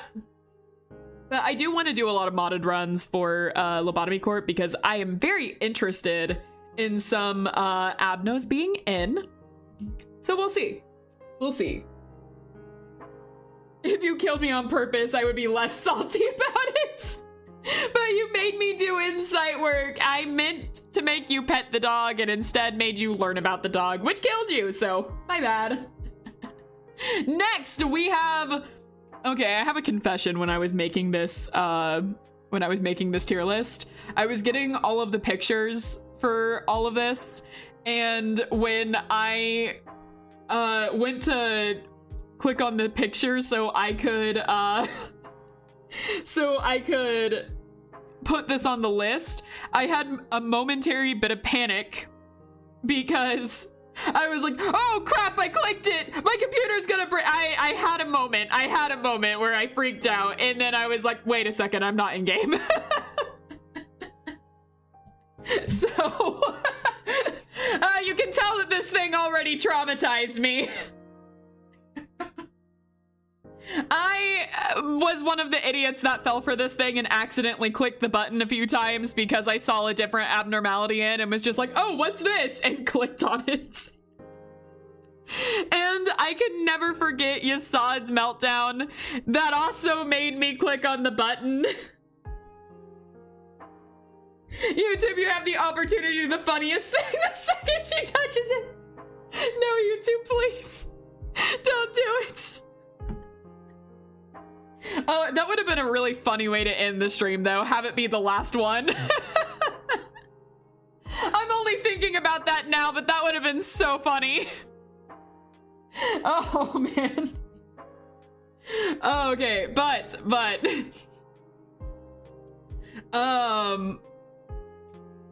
don't touch me. I have fell for a number of times, and oh, unfortunately, I am one of the people that falls victim to this thing, and therefore this one goes in annoying for me. I can see this one actually being handy, though, if you're just like in a really bad situation, like for instance, Abnormality that doesn't let you escape.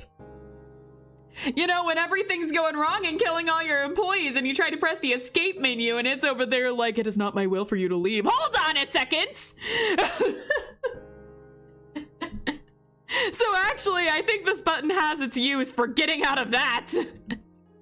But other than that, this one is just annoying because I kept falling for it. I'm the idiot that falls for it, okay? Therefore, annoying. You'll have to touch the don't touch me PNG to drag it to the tier list. Yep, and now I'm not going to address it anymore. Freaking don't touch me. Fell for it award. It's true. Point and laugh at the idiot who falls for it and laugh. I fell for it so many times. Freaking Yasad's meltdown. Oh. Anyways. Next up, we have the Red-Nosed Reindeer himself. We had Rudolph of the Sleigh. I actually don't have a whole lot to say about this one at all. It's a kind of a funny concept, kind of a joke. It's there. Yeah, that's about what I have to say about it. I read the lore the other day. I read the lore the other day just to see if there was anything more here, and there wasn't really a whole lot to go off of. It's a play on Santa Claus and Rudolph the Red-Nosed Reindeer. It's funny, and it's funny to initially get it. After that, you can train people on it. It's really easy to beat up when it escapes. That's all I have. It's mid. I don't have anything good or bad to say about it. Fun fact, if you have the weapon, armor, and gift of White Knight and it is in the facility, the Nugget can do a red-white fixer's sized attack. Interesting. That is very interesting. I like it. It plays Jingle Bells. Well, that's nice. I gave the Galaxy child. You did what? Man, everything is going to hell. Cheers, I'll drink to that. Sounds about right. Okay. The queen, and it's the queen bee. It's the queen bee. It's the queen bee. Do I have to really go in detail about this one? Do I have to go in detail about this one for why I'm putting this in censored? Your favorites. I had the most annoying time with this one. I had the most annoying time with this one. Oh my god, it kept melting down, turning all of my employees into drones. Everyone kept dying. It was awful. The only time things went right is when I sent someone in, it failed and she did the attack, but it turned out that everyone was dead in that facility, so it couldn't do anything. That was the only time things worked out for me. Queen Bee bricked my first run of LobCorp, but I love her design, and Hornet is one of my favorite ego sets. Yeah, Hornet is great. I do love Hornet. I hated having to get Hornet from her. And yeah, the design is cool. The design is cool. By all means, censored is not because I necessarily hate the abno. Censored is because it did something to me to make me want to, like, rip my hair out. And every time I look at it, it fills me with rage. That is what the censored tier is for. And do I get rage every time I look at Queen Bee? I do. I remember what happened. Anyone want free Inca-Fountain? Yeah, I'll drink to this. And, well, it's not really drinking, that's the Inca-Fountain, but is it? Yeah, I'll take it. I'll take it thinking about that. Okay, alright, next up, we have the bathtub. What is this thing officially called? What is a bloodbath? I should have guessed that. Honestly. Honestly, if I ever am, you know, if I'm ever stumped on what a name of an abno could be, I should just think of the most basic name it could have, and it's probably that, huh? We have a woman staring at a wall, old lady, bloodbath. Got it. Yes, this one is also one that is Carmen related. It has a lot of interesting lore behind it. It is one that has an interesting backstory. It is depressing. It kicks me in the guts. It makes me feel things that I don't want to think about. I like this abno. I think that this is a very well thought out and well designed abno. It's disturbing to look at. I like how in the filter it is grotesque, and then when we're just looking at this thing with no filter, it's just a bloody bathtub. It's disturbing, but in all of the right ways.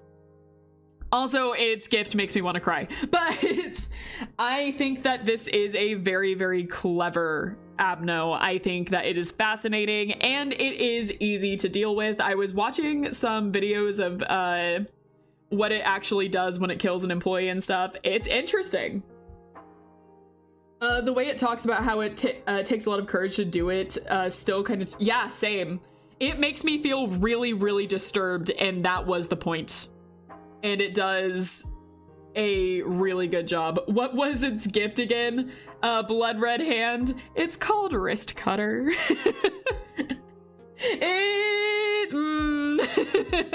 It's disturbing. Everything about this abno is disturbing, and that's exactly what it was trying to be.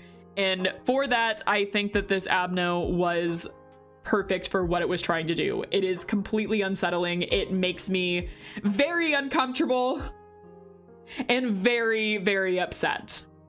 And for that, I am actually putting this in Never Leave. It's a good one to train employees on gameplay wise.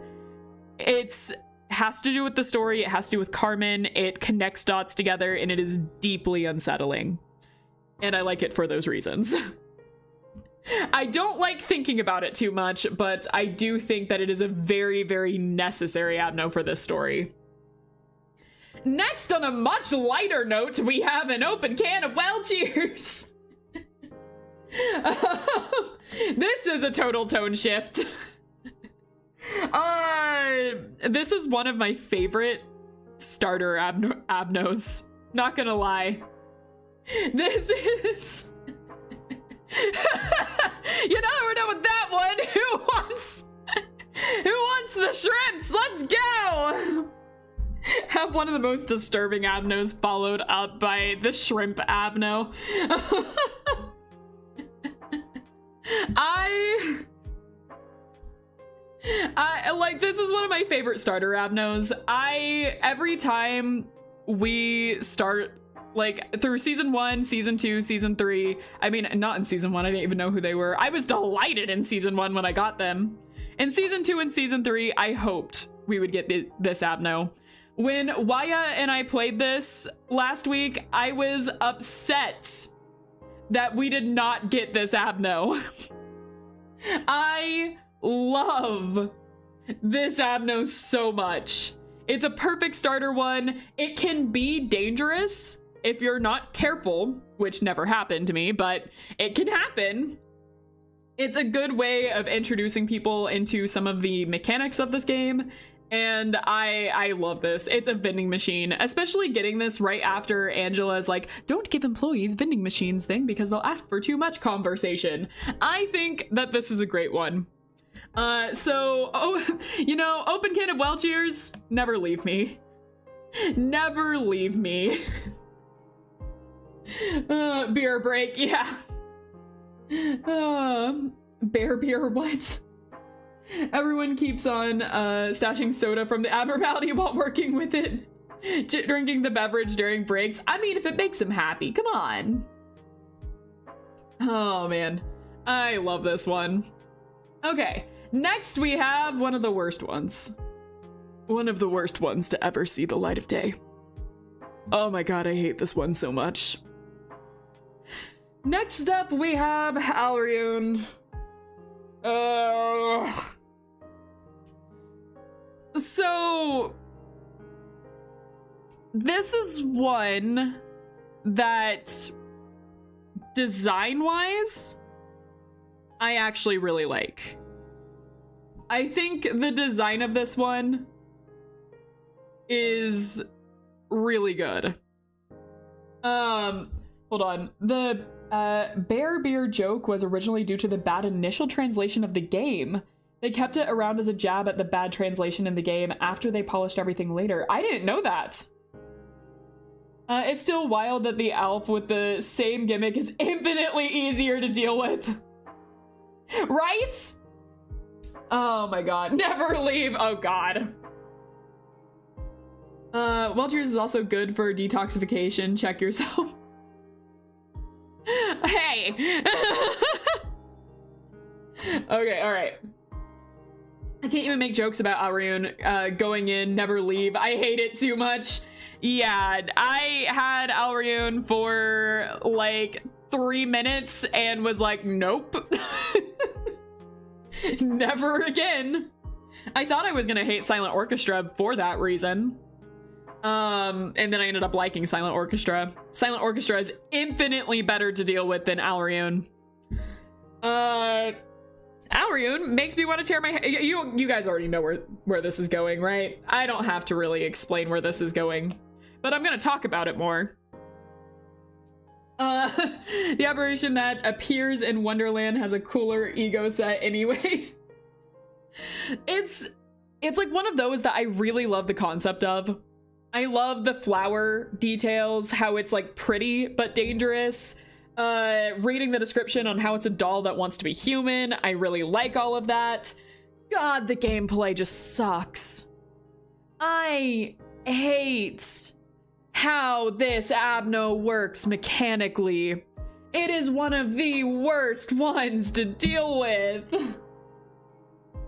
Oh god. Like, the fact that it escapes if you do well or do awful is one thing. The fact that it teleports is another thing entirely. You can't prepare for this thing. You just gotta hope that it ends up in an area you're okay with. God, it sucks. I was ready to be done with this one as soon as we got it. And we were, because I immediately memory bowed, so we'd never have to deal with it again. So yeah, this one goes in censored while Silent Orchestra goes higher. I don't know where it's going. I can't see where it's going because it is censored. That's right. That's right. It's censored for your protection. Many of you have seen Malkuth. I have a report for her. She went somewhere. I don't know. Anyways. I'm not the manager anymore. I don't have to keep track of this. Next up, went from one of the hardest to deal with to one of the easiest to deal with. We have Forsaken Murderer. So this one, we never really got Forsaken Murderer early on. I imagine that this one might be harder to deal with really early on, but it's honestly hard for me to imagine it being hard to deal with at all, if I'm being honest. This one's really easy to deal with. I like his breath ASMR. It is something. I do like, being honest, I do like his uniform and his gift. I think it's funny. I think it's pretty funny. Nah, it's always a pretty tame death. I kind of thought so. You got him really late. I did. I got him in Netzach's department, so it was pretty early on that we got him. Or not early on, late that I got him. I think this one might be good for train. I mean, I did train people on him. I would train people because he was okay with attachment work, and I am blanking on the name right now. Training Fortitude. He was good with. So is it Instinct? Anyways, I am losing all the names today. But he was really good for training low levels on that stuff. So I don't dislike him. I definitely don't dislike him. I heard my department mention, but I forgot already. Don't worry about that. Just keep enjoying the nice Inca You deserve the break.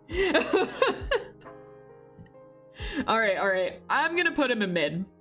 He was good. I do like some of his equipment that he gives. I think it's really funny. But mechanically and everything, it's just mid. But like I said, we gotta have a few mids to have like the great ones, you know? Okay. Next, we have the Crying Kid. The one we always beat up. The one that, if I beat up too much, would kill all my employees at once. The one that's very easy to deal with and very much also easy to make him explode. We have a child. Is it Child of the Galaxy? Hold on. Yes, Child of the Galaxy. I got his name right. So, Child of the Galaxy isn't bad. I actually like him. I like the design. I like reading the story. He's so creepy. I like it. But you were so mean to this kid. I'll admit it. I was horrible to this kid. This kid deserved better, but also the kid's kind of creepy, so all right, I'm gonna be honest with Child of the Galaxy. I love him. I think Child of the Galaxy is cool. I like that you can train employees with him. He's fine with anything. His story's creepy, but I think his equipment looks cool and snazzy. I don't like that he can kill a bunch of your employees at once, but I think that it's a fun one. It's a fun gimmick. Child of Galaxy carried me through Malkuth's Meltdown because I didn't have to keep track of what the stuff was randomized. Exactly. Like, it's a good one to have. It's a good one to train people on. I like Child of the Galaxy. A really good one to train starting employees. The child has destroyed my facility infinite of times. I always use the whole facility to jump him. Oh no. This poor kid. This poor kid. Okay, alright. Next up, we have everyone's favorites. We have Punishing Bird. Punishing Bird, once again, has some very, very, very good character designs that I would, you know, put in a very high tier. Say it with me, everyone. We have the best character design of all. He's round. I don't have to say anything more. He's round. That makes for the best character designs we could possibly ask for. He's round, he's small, I can fit him in my pocket, he's great. We love Punishing Bird in this facility. Look at that little head tilt. Look at that little head tilt and tell me you don't like Punishing Bird. Punishing Bird did successfully kill a few of my employees. Punishing Bird has successfully killed some of my employees before. But it's fine. It was fine. I forgive Punishing Bird. I don't like Punish Pact. Oh yeah, Punishing Bird jump scared me many times with its constant breakout messages. Oh yeah, same. Same. I constantly freaked out whenever this guy escaped. But you know what? I love Punishing Bird. Punishing Bird also, I don't think, actually makes Red Riding Hood break out, which I think is nice. They made an abno that breaks out so much, and Red Riding Hood still doesn't breach from it, so I appreciate that. So, yeah, Punishing Bird, you know, never leave. Never leave. I'm starting the apocalypse in this, apparently. Apparently, I'm going to start the apocalypse within my facility, but it's fine. Ow, ow, ow. Oh, the Punishing Bird is so cute. Just ignore it. Don't acknowledge. Don't acknowledge the bird when it's pecking you. I admit that I have lost an agent to the bird, courtesy of Elijah's ego gear. Yeah, same. Same. Because of some ego gear, I have lost a few employees to Punishing Bird, but it's fine. I'm willing to take those few losses because he's just so darn cute. Anyways, next up, we have The Bane of My Existence Part 2. We have Red Riding Hood. This one is going to be the direct opposite of Singing Machine, where I said that the game mechanics were so annoying that I couldn't overlook anything else I liked about it. And in this case, I think Red Riding Hood is just so cool design-wise and concept-wise that I can overlook the gameplay elements that I dislike. Sometimes it's just like that. I adore Red Riding Hood. I think the design is really cool. I think that the lore is really cool. I love that we have a versus thing between Big Bad Wolf and Red Riding Hood. I should actually say her correct name, Red Riding Hood and Mercenary, I think. Yeah, Little Red Riding Hood and Mercenary, according to the wiki. But, yeah, I can't hate Red Riding Hood. No matter how many times she breached and targeted my employees and killed them, I just can't dislike her. She's so cool, and MZ sent me some of the concept designs of her, and she's really cool, and she's really cool in there too. I can't dislike Red Riding Hood. So even though I'm really annoyed by the game mechanics of her and how like she kept breaching over and over again and targeting my employees, and I hated that, all of that being said, I still really love her. She's so cool. So Red Riding Hood is going up in love. I don't really want her in my facility anymore, but I can't deny that I just really like this abno. Fun fact, she is one of the strongest WoW abnos. That does not surprise me. In fact, in the beta version, she had an idle animation where she takes off her mask, and it is not pretty. You sent me that, MZ. MZ, you sent me that. That's what I was talking about. But yes, I thought it was really cool to see that. Oh yeah, I forgot. Yeah, it's really cool. It's part of the reason I love that so much. Anyways, I'll take it either way. I'll take the risks. All right. You do that. No, she is cool. I do like having her in my facility. I don't like having her with clerk-loving abnos, though. That's not fun. MZ sends you a lot the first chance they get every time. I know it. I love it, though. I love when people are super enthusiastic about games they love. I'm gonna be really annoying about this game, too, to my friends. Okay, next we have the Big and Will Be Bad Wolf. I like this one. I really like this one. I had to, because I never triggered it in my playthrough, I had to look up what it does upon breach and everything. And I really like the concept for this. He's just a little guy. Yeah. You know, little big, but little guy. The wolf is significantly harder to suppress, but he breaches way less. Yes, exactly. And like, I like the fact that he can eat employees and they're not actually dead. You can save them, I think is very fun. He breached one. Oh, you're right, he did. He did do that, didn't he? I forgot about that. That was during Bina's meltdown and we had a whole time with that. I blocked out that entire episode from my mind, but yeah, that did happen. So yeah, this is one that I really like his design, especially with the filter on. I also like the design without the filter on. It is a very, very fun abno. Not really fun when it escapes, I'll admit. That isn't, I don't think that's the most fun, but overall the concept I really like. And I like how this has a versus story and that, like, you know, they're against each other. If you, you know, if one breaches and is close to the other, then you're gonna have a bad time. I think that's cool. Love that. Love everything about that. That being said, I hesitate to put them in love. I think I'm gonna go ahead and do it. They're together. But my love for Little Red Riding Hood is higher than...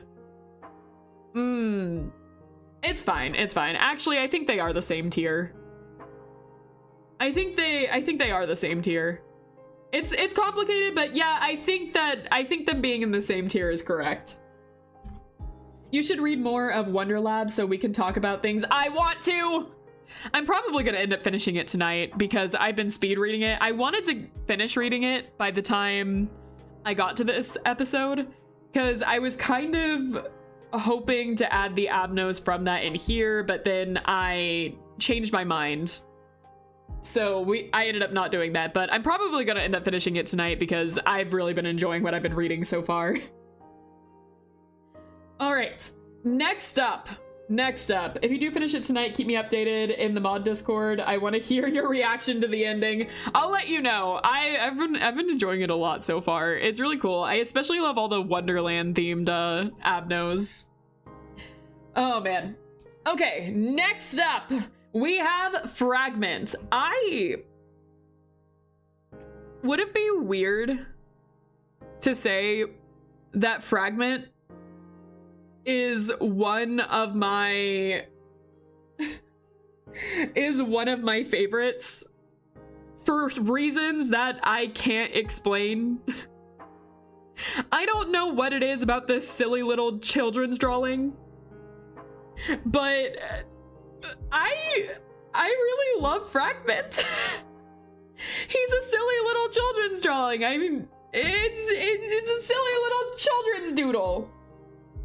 And I love it. I love it. I don't have anything to say. Never leave me. Never leave me, Fragment of the universe. Yes, incredibly weird. What is wrong with you? I need to study you in a lab. It's round. It's round and big, okay? I love that it's covered itself in hearts after learning that they represented love and affection. I know! It's an Eldritch children's doodle, and I love it. Oh, it's like that it's actually just a friendly, it's just an Eldritch and incomprehensible. Yes. I love it so much. I love the concept of it. I love the design of it. I know we didn't have it long, but my god, I loved it. Waya got this one in his playthrough, and I was so happy. I was so happy he got this one. Just a friendly little cutie that drives you insane. Yeah! Exactly! What could be wrong with that? Okay. So next here, we have Crumbling Armor. This is gonna be another one I just really don't have much to say on. I know it could be annoying, but it never became annoying in my facility. So, myth of consensual attachment work is one of the funniest things I've read all day. That is legitimately one of the funniest things I've read all day. Oh my god. Once you just do instinct work with, it just stops being a problem. It's true, it's true. It just, like, this thing can be really annoying. Luckily, I never got there. I never got there, so I never had the, you know, manager help me, I don't want to die. Oh, sorry, I'm not the manager anymore. I'm not I've retired. You're gonna have to ask the new manager in charge. Have they hired that yet? Oh no, I hear you. That is really tough and everything. I'm kind of out of the business now, so this is awkward.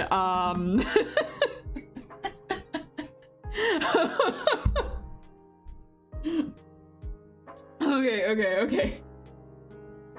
Asked to perform repression work with Crumbling Armor. Oh god, Angie's unemployed. Retirement. You see, I've ascended. I no longer have to worry about this stuff. Oh man, but yeah, Crumbling Armor is one that I could see getting really annoying. It is funny that you can't work on attachment anymore. But yeah, it's mid. It didn't do anything to me. I didn't see it, so I did not get the Crumbling Armor censorship. The censorship hammer. So sorry you guys did. Oh my god. Let's see where we're at. All she has to do is take care of a certain library. Yeah, it's true. All right.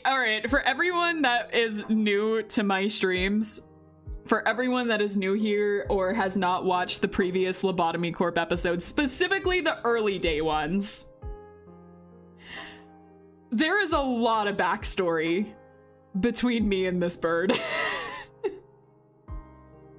There is so much backstory, so many inside jokes, so much that I could go into that it would take like an entire episode to go through the history. But for those that don't know, this bird we lovingly call here the Union. For a reason.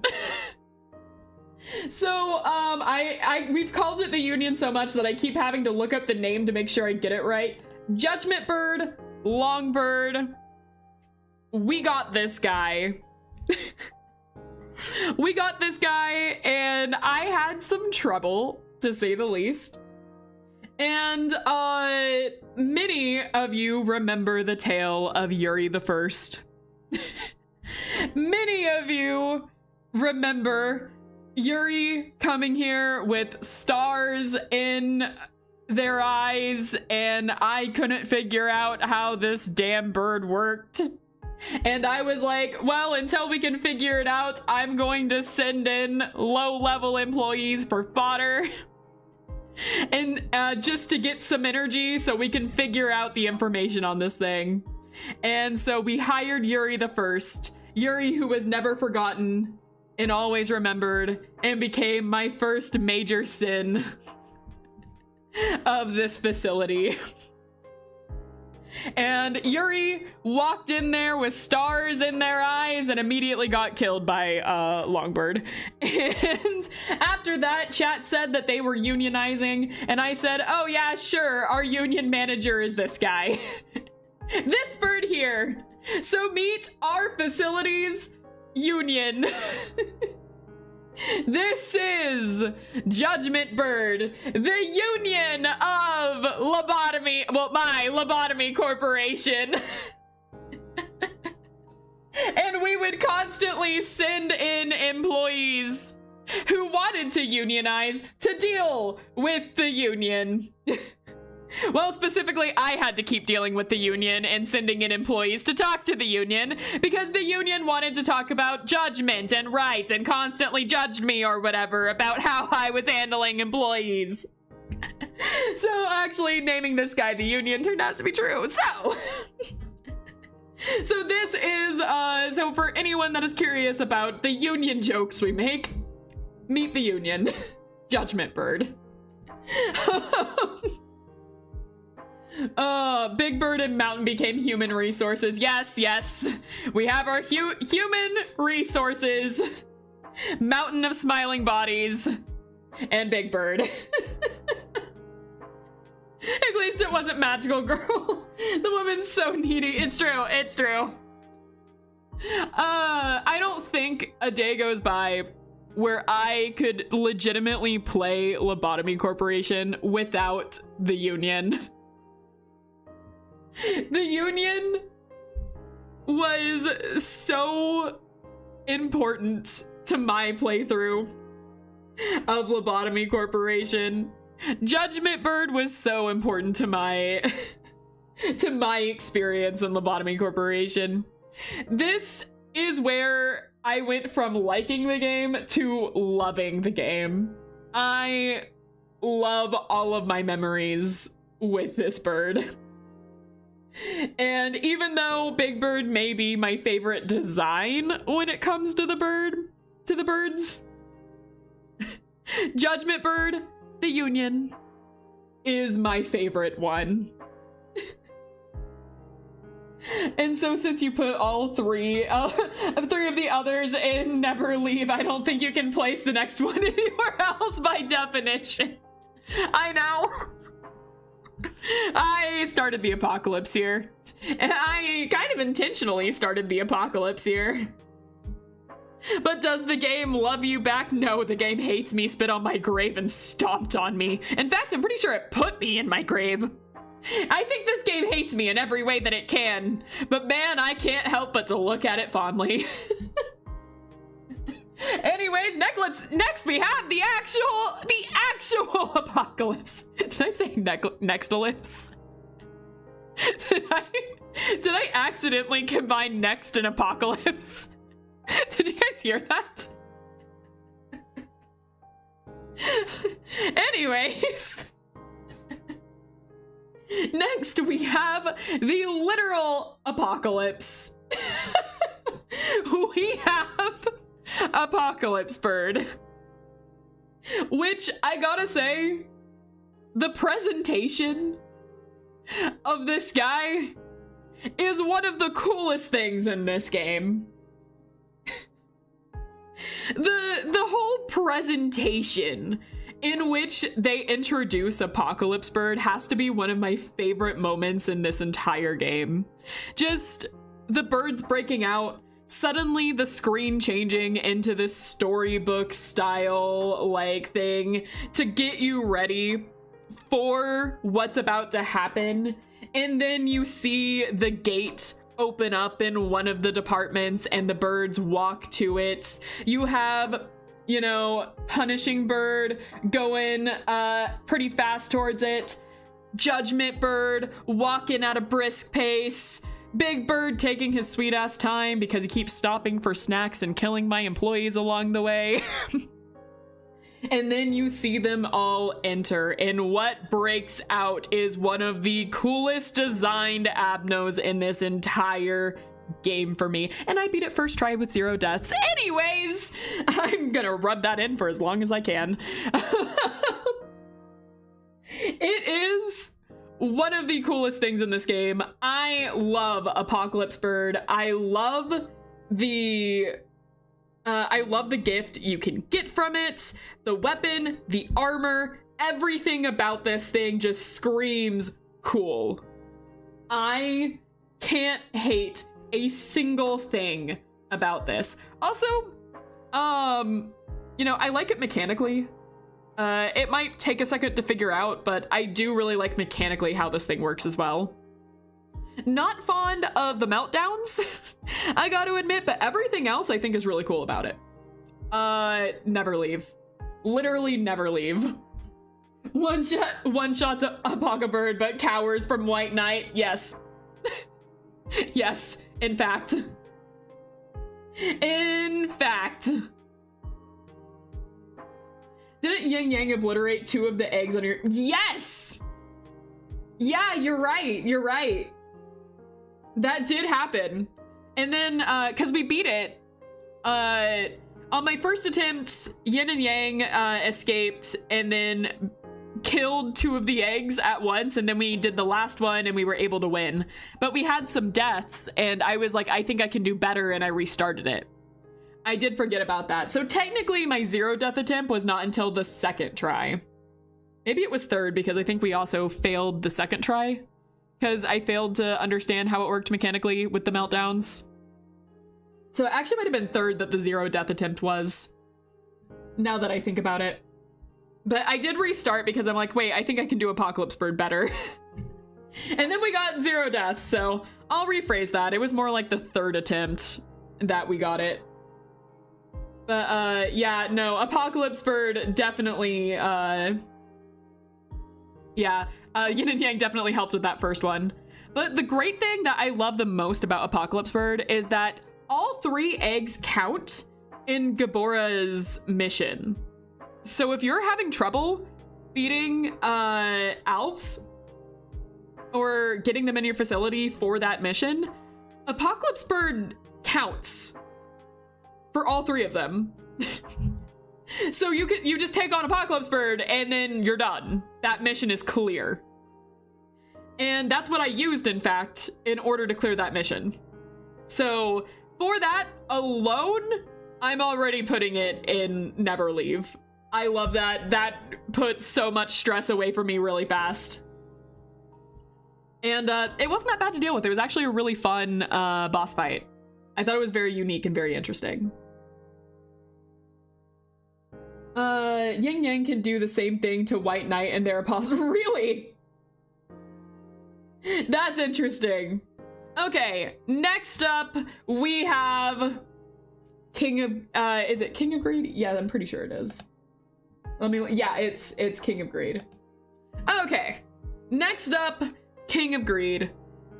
This is another one that I really, really, really, really want to put and Never Leave. And I just can't. But hold on for a second. I'm back, welcome back, welcome back. So, it's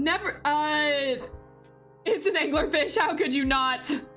It definitely is in Love Them. I could never put King of Greed lower than Love Them. I love King of Greed.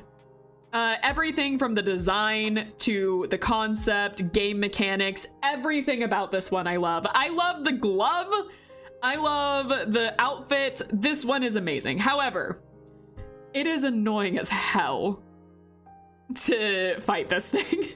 It's not hard, but oh my god, it's annoying, and I have lost a lot of employees to it. Just for that reason, I'm not putting them in Never Leave, but god, I love this one. And I would select this one if I saw it. I would definitely select this one over others, but there are a few that, like, you know, I might pick over it if I was in the Abno gotcha, doing that again. And there are reasons that I would reset the facility with this one in it. So that is my only reason for putting them in Love Them, but You know, I really want to put them in Never Leave. I do. It's really tempting to, because my initial, if this was just a regular tier list, which I never do, if this was just a regular tier list and it was just my opinion on these guys alone, and not like the silly thing I'm doing, it instantly would go in like an S+ tier, because this is one of my favorite abnos in the game. But I do have like stipulations with it, so it's love them. I can't put it in Never Leave. Let's see what chat is saying. It's Anglerfish, how could you not? Easy! I'll dislike my own kind, I'm not biased. Why is that Tato plushie glowing red with a pixel heart on it? Don't worry about it. But the Pac-Man is the exact reason why. Pac-Man is the exact reason why we're going and love them. I can't put them in Never Leave. It has to be love them. I'm so tempted to put them in. Like I said, if this was just a normal tier list and we were just going like S+ or stuff, they would be in a tier above S+. Fun fact about Greedy, actually, the pattern on her ego is based off of the famous painting. I thought that, actually. I thought that. It reminded me of Elfen Lied, which is a very dated anime. It reminded me of that, and that one is also based on that painting. I never looked up to see if it was true, though, but I'm glad I was right. Angie, you have spent the entire stream talking about how biased you are. I am biased. I'm not going to admit that. I mean, hold on, that came out wrong. I am going to admit that. I am absolutely biased, and all of this is opinion-based. But I do have standards for my opinion, even if some of them are contradictory. Anyways. I love you, Metro Man. And I love you, random citizen. Oh god, Elfen Lied. That's a name I haven't heard in like 5+ years. Yeah. Yeah, I said that. I said Elfen Lied and then immediately felt myself aging. The artist is Gustav Clement. If you want to pull it up to check it out. I've seen it before, but I never knew the artist names. Thank you. I read Elfen Lied over 10 years ago in like 2 nights. 3 out of 10 would not recommend. Angie probably loved it. I own the entire series. I own the entire manga series. Yeah, I don't recommend it. Honestly, I don't think it's that good. It's definitely dated. I definitely loved it much more when I was a teenager than as an adult, but I'm very fond of it. I do have very fond memories of it, and I own the entire manga series. Oh. 5+ years is recent by that series standards. It is. It really is edgy for the sake of edgy. Yes, it is. It absolutely is. But you know what? Every now and then, I just, I like my fast food comics. Like, I admit it's not, like, great or anything. It has its problems, but, like, it's fun, and sometimes that's all that matters. Okay, all right. Moving on, we have The Little Prince. This is one of the ones I never really cared for too much. It's a mushroom. It's a mushroom. That's all I gotta say. I kept getting annoyed by this thing because I would think I would be doing everything right and then something would go wrong and then suddenly we have a mushroom infection breaking out. Why am I'm getting Discord messages. Hold on here. Who's sending me that? It's you! My mod! Alright, I was wondering what that was. I was like, am I getting pinged? I'm sending you stuff for later. Okay, alright. I'll just ignore it. Everyone ignore the Discord sounds. Oh, I don't even know if you guys can hear that. I might have turned off any noise from the desktop. So it's probably fine. Okay. So I don't really have a strong opinion, I will admit, on Little Prince, but I did get annoyed with it. a couple of times. Little Prince is very interesting abno to me. It's a shame I almost never see its true form because I manage it too well. Yeah, it has its interesting moments, I admit. I'm just not the most interested in it overall. So I think... Yeah, I think I'm just gonna put this one in annoying because it did get annoying because I wasn't the best at managing it half the time. But I don't know why I wasn't the best at managing it half the time. I thought I was doing good. What went wrong? So I'm gonna put Little Prince in annoying because I kept getting annoyed with it. Next up, we have Letitia. Never leave. Never leave Letitia. She's cute. What more could you ask for? Ignore the employees turning into giant spider monsters. It's fine. Actually, eaten by giant spider monsters. I don't think they turn into that. I think they just get eaten by them. But it's cool. She's cute. She's adorable. What more could you possibly want? Like, look at her. Look at her. Could she ever do any wrong in her entire life? The answer's no, by the way. She's done nothing wrong and we love her for it. Also, I love torturing my employees by forcing them to continually having endless tea parties with her. Can I become a big disturbing spider? Ask Letitia. Ask Letitia, she may give you something. She's done nothing wrong. Exactly. Exactly. She's fine. She's done nothing wrong her entire life. She just wants to play with her friends. She just wants to play with her friends. Anyway, next we have one of the coolest abnormalities to ever exist. We have the funeral of the dead butterflies. This is like 2 bangers in a row. Never leave. Honestly, one of the coolest designs in the game. I wish that this abnormality was of a higher danger level, just so I could have an excuse to use its ego gear more. Because this is one of my favorite ego gears and weapons. Ego suits and weapons in the game. I think legitimately is one of the best designed ones.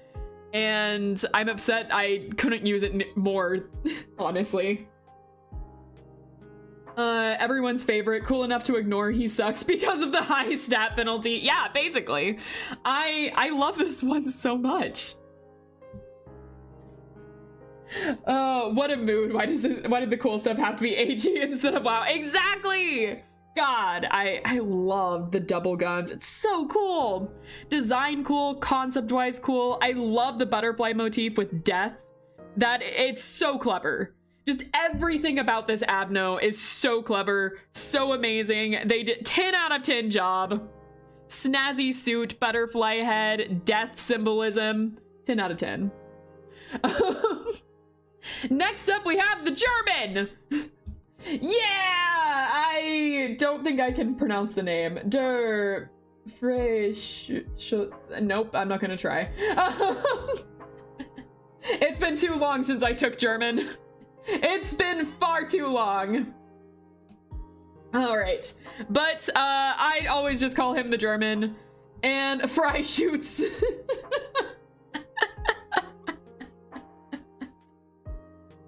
Fry shoots.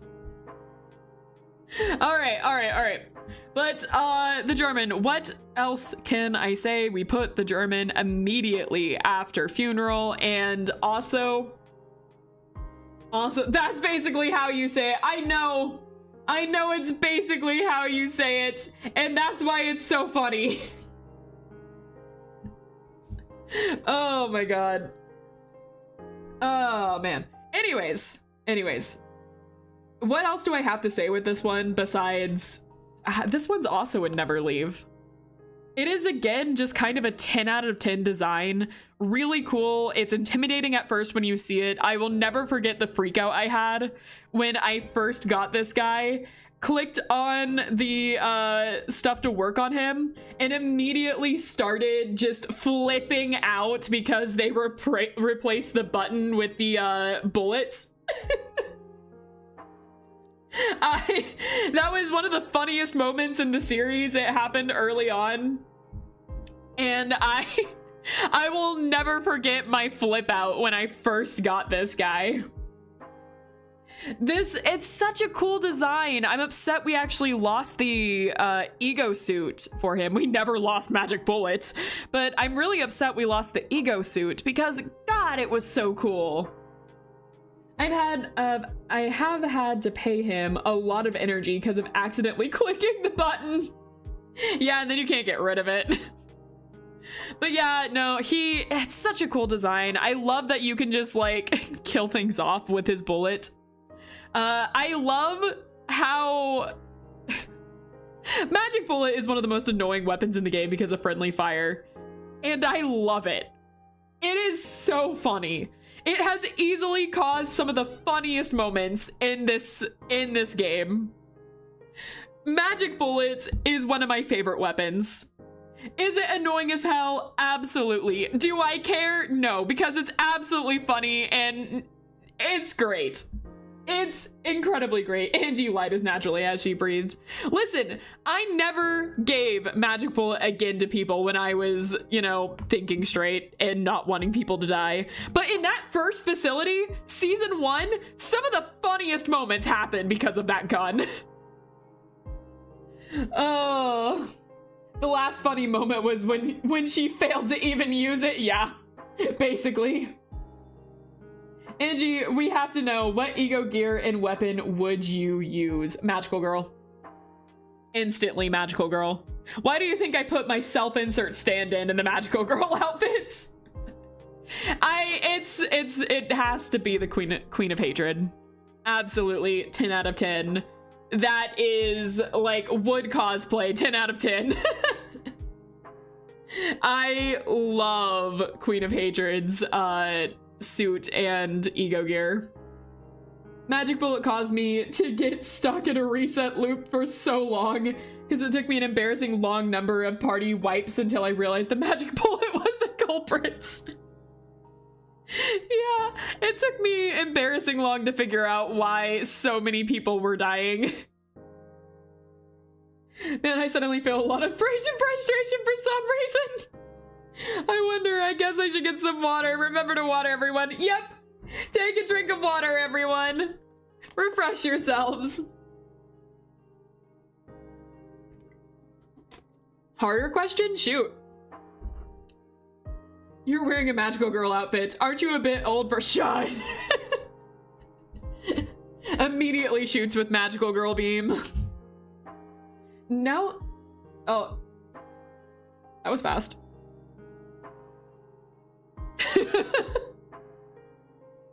Yeah, I haven't finished it just yet. I didn't read it. I didn't read it. Literally, I only read now and then it immediately got deleted. That was fast. All right. I'll move on. I will finish it tonight. And then like, so this next one. No, you're fine. I will finish it tonight, and so the Library of Ruina stream, you'll be able to ask that question. Okay, next up, we have Dream of Black Swan, which is one I'm a little conflicted on. I'll kind of try to organize my thoughts on this one. I think this is a really cool abno overall. I think this abno is a really fascinating one. The lore behind it is very fascinating. The fact that like the Backstreet Boys, this is, if any of you were wondering, this is who we called the Backstreet Boys at the beginning. I like how the Backstreet Boys over there keep changing. The lore behind the brothers and the sister. It's fascinating. I really like this one. Also, again, biased for the fairy tale stuff. Even though I didn't fully know much about this one when I was researching what fairy tale it was based on later. I actually got the fairy tale wrong and did not actually know this one very well. But I do really like this one overall. The only thing I have a problem with is how little we actually see the sister. because we don't actually see her unless you get all 6 triggers to happen, or you actually, you know, get them to melt down. The coolest bit of lore about this thing is the sister, her design, everything about that is so cool. But we really don't get to see her. And that is the only thing that makes me upset about this one. Because it's such an interesting piece of lore. It's so fascinating to analyze this one. But we don't really get to see it that much. And it makes me a little sad that such a cool piece of lore is kind of hidden like that. Also, their ego weapon is really cool. Was the weapon that, yeah, it reflects damage. This one successfully got me killed by Punishing Bird a couple of times. I was also hoping they forget about the Black Swan so we could see Elijah show up. Yeah, it's like it's harder to trigger this one. It makes me a little sad. There was so much theory crafting from the fact that the sister was Malkuth's old name too, but the devs confirmed it's a coincidence. I see. But yeah, it makes me really upset that like some of the really cool stuff with this abno is kind of hidden. It's kind of a chance you get it, and it's kind of hard to trigger. For what it does, it's really cool, and I really like it. But yeah, it does make me a little upset that gameplay-wise, it's so hard to see a lot of that stuff. For that, I'm putting them in Love Them. I could never put them lower. It's such a cool abno, but it just hits low enough that it can't reach Never Leave. You did get her a few times. Yes, I did. And it was really cool when it happened. But like, I just wish that just a little push more with this one. I just want a little push more. It's such a cool abno. It's like, it's almost there. It just doesn't quite reach the Never Leave. And it's upsetting it doesn't because it's such a cool one. All right. Next up, we have the one that makes me sad and hits me in all of my feelings. It really hits me in a lot of my feelings. We have the Dreaming Current. This is Shark Boy. This is you know, the Great Candy Kid. The one that makes me sad when I think too much about it. I have a harder time with this one. Love this poor little kid. Yeah!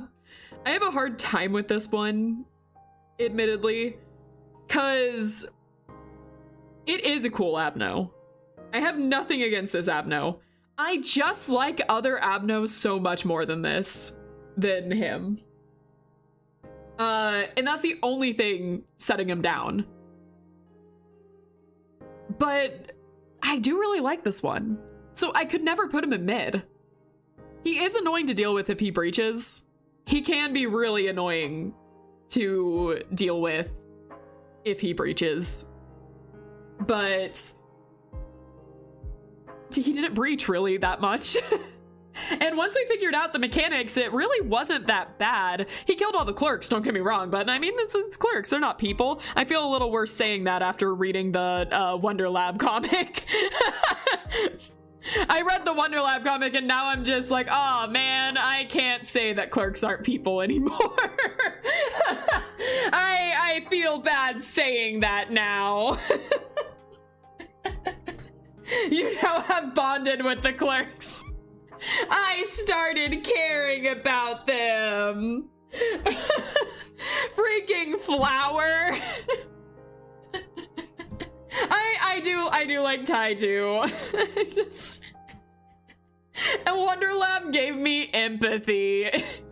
It sucks. I came in here going like, yeah, clerks suck, and then I started reading Wonder Lab and I'm like, aw, damn it.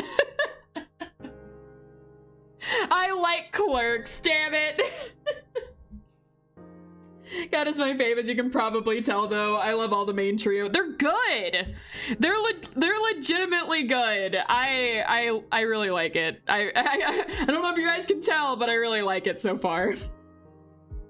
And that's how they get you. This freaking clerk propaganda. I can't believe. But yeah, so anyways, Dreaming Current does wipe out all of your clerks if he escapes. And he can be annoying to deal with, but he's not really that bad. There's also that one video of a clerk defeating the Red Mist. Yeah, that was funny. I watched that one. That was really funny. The little clerk that could. Anyways, with that being said, I'm going to put them in Love Them. I could never put them lower. This kid deserves so much more. I could never. All right, next up, we're gonna have one of the most annoying things you can do to Angie mechanically. One of the worst things that you could possibly do is give me an abnormality that I have to remember to look at. We have Burrowing Heaven. I love the concept of the guy, but damn, he sucks. Yes, exactly. The abno that forces you to remember something. I know! God! The worst thing you could do to me is make me remember something. And what does this guy do? Force you to look at him. If it makes you feel better, it gets everyone sooner or later. So many runs ruined by this guy. So many Bina attempts ruined by this guy. I always forget about him. And he has cursed me because of that. There's also been a couple of times where he's just killed one of my employees randomly, and not a fan of that. It was because I sent someone under-leveled into his containment, but still not a fan of it. So that being said, you're annoying. You're not bad. I sent a lot of employees to you to get them trained up for law school, but... so I wouldn't be angry with this one appearing again, but annoying. Annoying as hell. I will never forgive this freaking tree. I'll never forgive the trees in general. I'll never forgive the trees. All trees in Lobotomy Corp suck. It's a really cool design though. Oh yeah, no, I love the like thorn crown it gives people. The thorn eye crown monstrosity that it gives people. I love that. I'd rather take that than the train. Okay, we'll get there. We'll get there. We're close. Okay, next up we have Best Girl. We have the Night of Despair. This is easily going in Never Leave. This is the easiest magical girl to deal with out of all three of them. This one, the only annoying thing I could possibly say about this one is that the first person that works with them gets to not work for the rest of the day, and I do not like my employees not working for the rest of the day. However, easily, this is the easiest one to work with. It's a chill one. I can send lower level employees into this, and she only gets mad and really breaches if one of them dies. And we never actually saw her breach in my playthrough. I had to look it up to see what happens when she breaches. She does so much pale damage as she gets out though, so I'm disappointed you never got to at least see it. I looked it up. I never had it in my facility, but I did look it up out of curiosity because I wanted to see how a lot of these guys worked, especially one that we'll get to that I actually never got in my facility because of copyright. But I did look that one up because I wanted to make sure that I saw certain stuff. She's one of the heaviest breachers in the whole game, genuinely rivals some Alps. Interesting. But yeah, no, I love this magical girl. I love the blue magical girl concept in general. Pink magical girl is classic. Love it. Queen of Hatred could do no wrong for me. But I love my blue magical girls as well, and this design is top notch. I love the symbolism, I love everything about this, and I love the nice little nods to Madoka Magica. It's one of my favorite animes, so I obviously very much love this. Blue flavor is where it's at. Yes, she reminds me of Sayaka. Exactly! You get me so much. I love Sayaka and Madoka Magica, so I was very, very pleased by this. Also, her ego gear is good and stylish. Yes! We gave her ego gear to Polnareff, I believe, because she has the nice little, I lost the word for it, but she has a nice little sword. I really liked that one. Angie, if you were a magical girl, which one would you be? Like, color? Or, like, from what show? Or, there's a few things I could cover with that. I would definitely be blue. I'd definitely be a blue magical girl. I mean, look at me, I'm blue. Everything about me is blue. If I was in a magical girl show, I definitely think I would be in Madoka Magica. I'm currently living through that right now, but we'll go with that later. Someone finally did it! I'm so happy! I can't do it because of, I fear YouTube's copyright system, but I'm glad someone finally did it.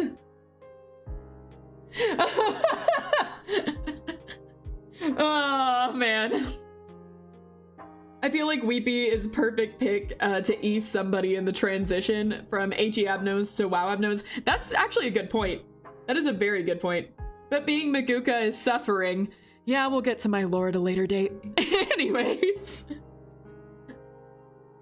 That's why it's the Night in Despair, definitely. Definitely. I love everything about the Night of Despair, though. It's such a good concept, such a good design.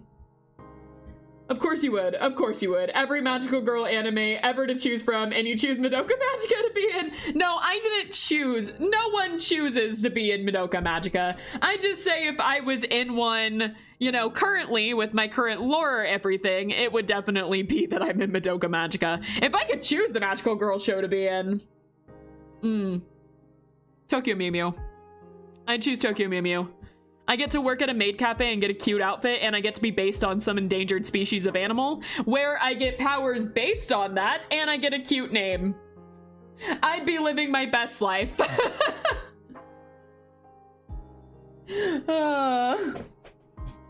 Anyways, next up. We have, God, what was this thing's name?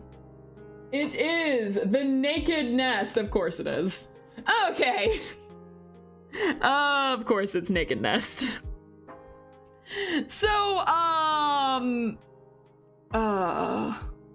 there's a reason. I had so much trouble. With this guy. This one, I got so scared of it constantly. I was constantly worried that my employees were gonna die from it. My paranoia kept rising. It kept going off randomly where like I'd send someone in, everything looked fine, it looked like it was going well, and then suddenly they'd be infected and be killing everyone. I hated this thing. She won't pay for a therapist. She'll probably just buy weeb shit, but I'm trying. Hey! Oh my god. At least it doesn't spread. I hated this thing. I hated this thing so much. The good thing about it is that I actually do like the ego gear and weapon you get from this. It actually is pretty good, and it did carry me a bit on my first playthrough. But everything out about this thing, I hated. I forgot about this thing the moment I maxed it. Same. As soon as I got it maxed, I was like, I'm never working with this again. I don't care if it's melting down, I'm not working with it. And it doesn't try to leave, so that's a plus. But other than that, it enrages me when I see it, so it's censored. It's censored, the filter has been activated, I can't see it anymore. During my playthrough, it literally never infected anyone ever. Well, good for you, Night of Despair. Freaking! Night of Despair is outdoing me here. What is this? What is this? It doesn't break for Night of Despair, but it breaks for me. Having a big red damage cannon that isn't Teth is quite nice. Yes, no, I loved it. I did love that. Imagine if it infected a random clerk when it melts down. God. God, that makes me have despair. Clearly, Knight of Despair is just a better magical girl than you. I'm not a magical girl. I want to be a magical girl. Please make me a magical. Anyways. Maybe I am. There's no maybe about it. I'm not a magical girl, so by default, you're a better magical girl than me. I'm a fish. The only thing I can do is flop. You're a magical fish. You got me there. You do have me there. Oh, man. Okay. Next up, we have the one, the only, the human resource representatives themselves. We have... Angie Flop, someone got the joke.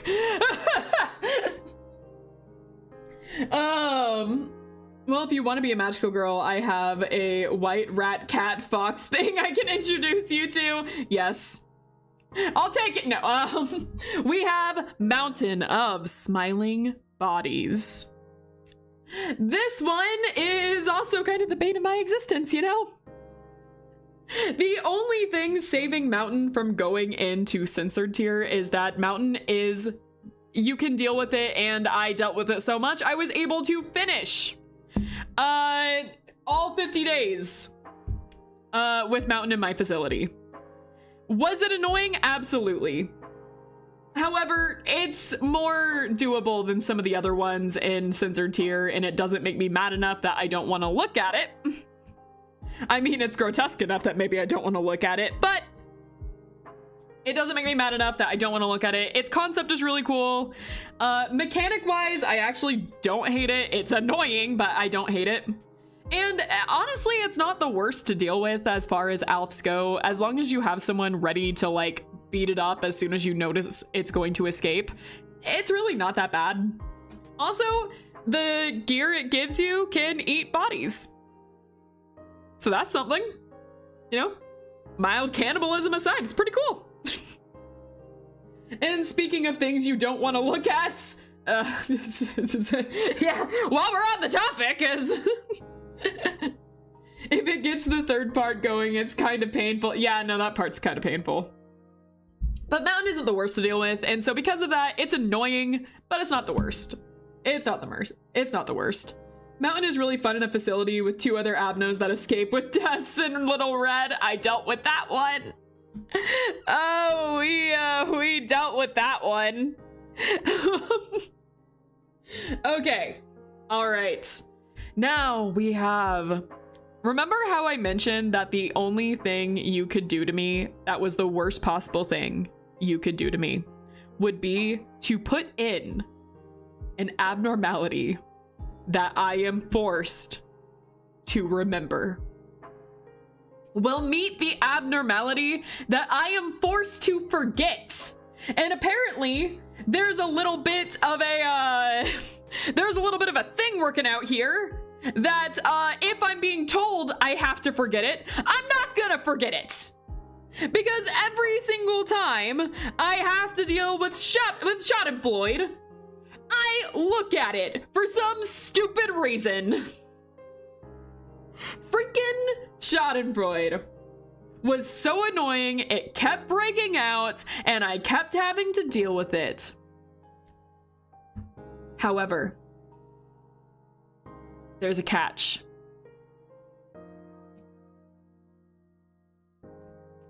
I never want Schadenfreude to leave my facility. I love Schadenfreude.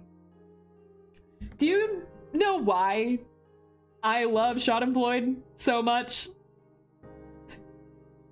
You guys want to know why?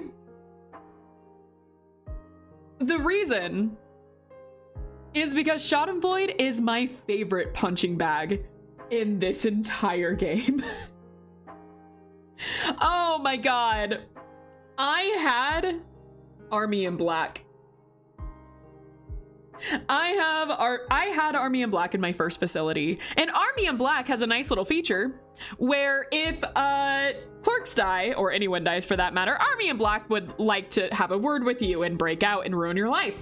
However, the nice thing about Army in Black is that if you suppress an abnormality, then Army in Black is like, actually, never mind, we don't want to talk with you anymore, and increases its number, in fact. So every time I noticed Army in Black getting a little low, I'd break Schadenfreude out purposely and then look away to beat him up, because as long as you look away from Schadenfreude, he won't move. So Schadenfreude, every time I had to beat up an abnormality, was my favorite one to beat up. It became so common in season 1 playthrough of Lobotomy Corp to pick on Schadenfreude and beat him up. Enough so that when I got Kabura's mission the first time to beat up an abnormality, we kept beating up Schadenfreude over and over again. There was one time we beat up Schadenfreude like 5 or 6 times in a row just for the heck of it. Because it's so easy. Just send a high-level employee in, look away, or don't look away from it, make him melt down to breach, and then look away and watch as everyone just takes him out. I love Schadenfreude. I love bullying this robot. It's fantastic. And a great way to try and avoid Army in Black. You're welcome, everyone. That's why, Schadenfreude, I never want to leave my facility. Anyways, I apologize to the people that got Schadenfreude and Burrowing Heaven in the same facility. That sucks. Damn sadist. Yeah. Does anyone know what Schadenfreude means? Anyways. Anyways, we're going to move on. I'm going to take a sip of water. Hydration check for everyone. The true meaning of Schadenfreude. It's great. All right. The next one we have is going to be one of our first object abnos, which is the Heart of Aspiration. And I think it is safe to go ahead and put this one up here. This is a really easy object one to have. It won't really hurt you unless you're stupid about it. And I wasn't stupid about it. So this one is pretty good. I don't really have anything to say about it. I don't think I'm really gonna have a whole lot to say about a lot of the object ones. I did look up details about all of them. On the wiki and in the game, but I can't really remember a whole lot to say on this one. The lore was pretty cool. Your layout is covering it? It is. It is. I could... Let me see about changing this around a little bit. I had to kind of change the screen earlier. I can lower it. Yoink. Oh, that's ugly. Yoink over. There's not really a satisfying way with this, is there? Maybe. There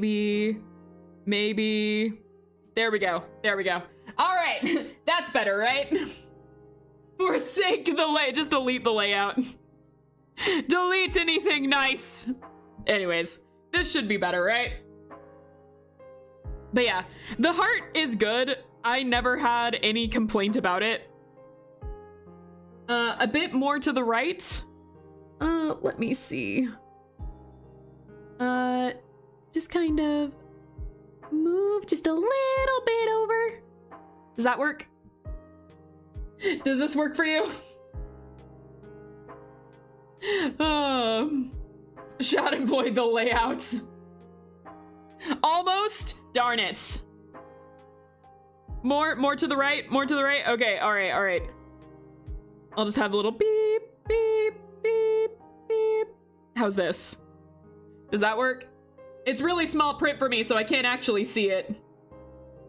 Perfect? Okay, cool. Great. Yeah, in my screen, the layout is like teeny tiny little thing, so I can't really see it that well. So I'm just kind of going by you guys on that. Hey, I'm a new Lobotomy Corp player. Any tips to help me? Read carefully. Read carefully what everything does. Be prepared to suffer. Yeah, there's a lot of really hard challenges to overcome. As long as you read carefully and can kind of combine your knowledge with everything together, things get a lot easier. Yes, love the pause button. Definitely love the pause button. You have pause and speed up, use them while you can.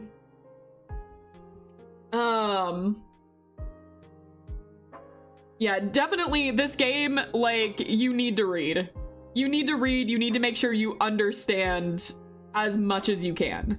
Understanding the mechanics and gimmicks are the most important thing. Because once you understand the mechanics and gimmicks, you can practically pass everything pretty easily. Yeah, don't get attached to your employees either. It's just better not to get attached to employees. Remember, clerks aren't people. Okay, thanks. I hope I don't get nothings there.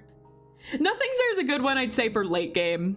When you start getting into like later game, nothing there becomes a pretty good one to have. Early game, I'll also pray you do not get nothing there. I'll pray for you on that.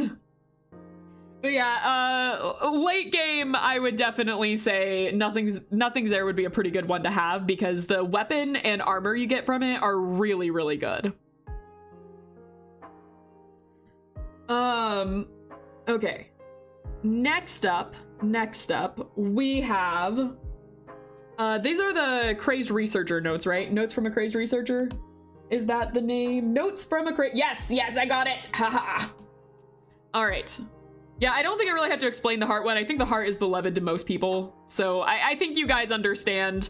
Heart is really good. I don't know much about the lore, I can't fully remember, but from what I read, it was pretty cool. So yeah, heart easily goes up there. Notes from a Crazed Researcher, however, was annoying. I found this one really annoying. The lore I also thought was kind of lackluster. There was just not much I really cared for about this abnormality. And I constantly forgot about it and had employees die from it. So again, I don't really have much to say about this one. I thought it was kind of lackluster overall. And like the mechanics annoyed me quite a bit to remember them, so yeah, I didn't really care for this one. It's not the worst, obviously. Notes are fun because of the random explosions are fun. Yeah, not a huge fan about that one. It's not the worst one, it's manageable. You know, we only had a couple of deaths from it, but it's definitely not one of my favorites. Definitely, it was just kind of annoying. Oh god, I hate this thing. I hate this thing so much. Oh my god, I hate this thing. Alright, Flesh Idol. Flesh Idol, what to say about Flesh Idol? Don't pray to the Flesh Idol, I suppose, is all I have to say about Flesh Idol. Do you guys remember those who were there when I first got Flesh Idol and everyone was just like, Angie, no, you should keep an employee there for a long time. Keep them there for an entire minute. Come on, it'll be fun, Angie. And I kept refusing to do it because I knew you guys were effing with me. And then I got the dialogue and was just like, Chat was not subtle. You were part of chat, MZ. If I remember right, you were one of those. You were also saying that I should stay there. But yeah, no, I looked over him and was just like, you guys are effing with me. I know you guys are effing with me. Oh man, and then I accidentally did it anyways. Look, everyone let the cat out of the bag already. Oh my gosh. But yeah, I was just like, I know that this is gonna be a thing. And obviously, I also figured that playing to an abnormality literally named Flesh Idol was probably not in my, you know, safest experiences. 70% of the time I put a guy, forget, and am cruelly reminded 20 minutes later. Same, that happened a few times. Oh my god, each damage tick in 5 seconds. Use that to count up for what you want with Flesh Idol. Yep. But But no, I wasn't the fondest about Flesh Idol. I do not like Flesh Idol. Decided to never pick him again when we came to season 2. So Flesh Idol stays in Censored. Okay, I forgot the name of this abnormality, so I have to look it up real fast. We have the Giant Tree Sap. Honestly, should have figured that was the name. This one is one that, unfortunately, I think suffers the most from being a object rather than an actual abnormality. I actually think that the lore behind this one is pretty cool. When I was actually reading about it, I think it's a cool concept. I wish there was more. It's a healing potion that could kill you, has a chance to. And we don't really get it for that long. It was kind of like we got it and then it wasn't there anymore and then we never thought about it again. Yeah, I really wish that this one had more to it. But then again, I don't know what you would do more with it. So, I don't know. It's one that I definitely think is a cool concept. It's just mid. It's an abno for a game where healing is less easy than just leaving your employees in the main room for a while. Yeah. It was just, I really wish there was more with it because I do like the concept of it. If healing was harder to come by, it would be. Yeah. Yeah, man, I really wish there was more to that one. It's disappointing, but points for the concept. Okay, this is gonna be a mixed bag for me on this next one. So I always called it the Mirror. What's its actual name? Mirror of Adjustment. I'm gonna start this one by saying I love the concept of this one. I love the lore behind it. When I read about like the lore behind this one, immediately this one became one of, concept-wise, my favorite of the object abnormalities. However, execution-wise, I never used it and I hated using it whenever I did. So the whole concept of like, not only is it a stat increaser, sometimes it's not a stat increaser, but not only is it a stat increaser, but what you do is that you send someone to look in the mirror and they essentially are looking at a different version of themselves from a different reality and become like, you know, switch places and everything. It's a cool concept. I really, really love that concept and a concept of different worlds. The more you look at it, the more you lose yourselves to all these different versions of you. It is such a cool concept. Again, it kind of suffers from being an object, and I don't really know what else they really could have done with this one, to be fair, but to me, this one is just a cool concept and just a mediocre gameplay mechanic. So it does go in mid for me again. There's other objects I feel that execute stat raises better, or completely stat changes better. And yeah, I just end it there. It's a very, very cool concept. I love the idea of switching places with a different version of you mirror thing. That's really interesting, but that's as far as it goes for me. Next up, oh boy, this one. Oh, what to say about this one. We have the Shelter. So what is the actual name? Shelter from the 27th of March. It literally becomes the safest place on Earth. Up tier, I cannot eat a room. No, you can't. I like going in the shelter and sitting there till the world ends. Literally. Literally. That is like the whole thing with this. This one's fun. I admit. I think this one is a lot of fun. Also, Jinx with Josh there. This one is a very, very fun abno. And I love watching streamers that have used this abno to their advantage. When I was looking at a few streamers with beating Gabura and Bina, they used Shelter, and it's very interesting to see how people use this kind of strategy with them. I don't think it ever succeeded when I watched the Beano ones, though. It was always Gabura I saw it with. So Shelter is one that I think is a very interesting one. I never really utilized it in my playthroughs, but it's really interesting seeing the strategies of people utilizing it. For that, I am putting Shelter in Love Them. Good lore, good way to like kind of strategize with it. Just very interesting altogether. So yeah, I'm putting it safely in Love Them. I could take it or leave it. It's definitely not the strategy I used, but you know, it's a fun one. I do think it is a very fun abno and very interesting to see people use this one. Fina is friends with abnos, unlike Gebby. True, true. I do love watching people just like run into Shelter to escape the abnos. I don't like it how it releases every abno, but it is fun. Letting Gabora fight the abnormalities is the way to face her disciplinary incompetence. It's a cool abno. Okay, all right.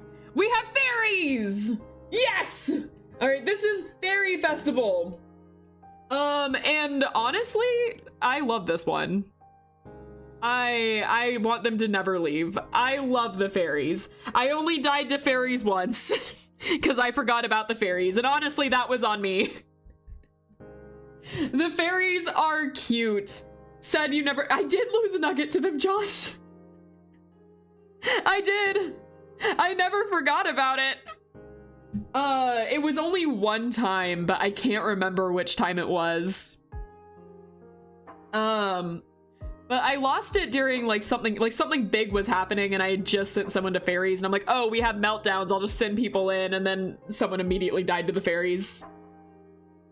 I failed as a manager because my facility did not have the fairies. Aw, man. But yeah, no, I legitimately love the fairies. I think it's a very fun and good starter abno to have.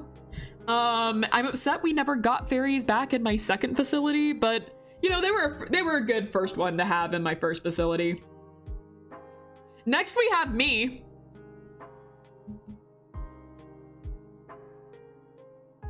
Next we have Meat Lantern.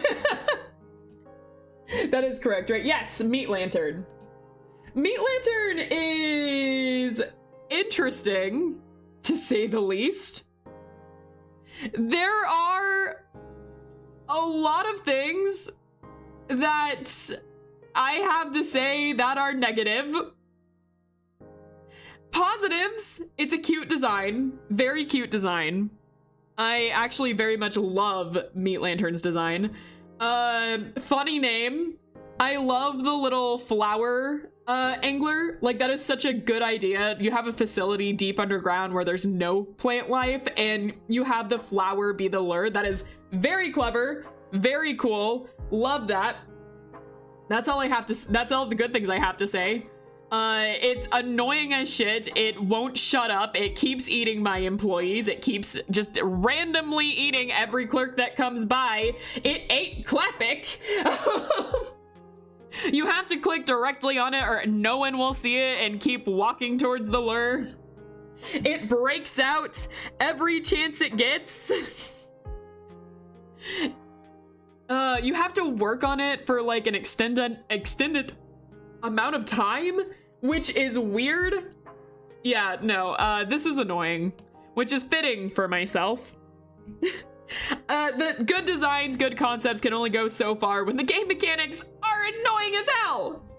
And so that's why Meat Lantern gets to be put down here. I'm glad this was the last abno I ever got, and I'm very glad I never got this guy in any of my full runs of the facility. Correction, it didn't eat me. You fed me to it. I didn't mean to.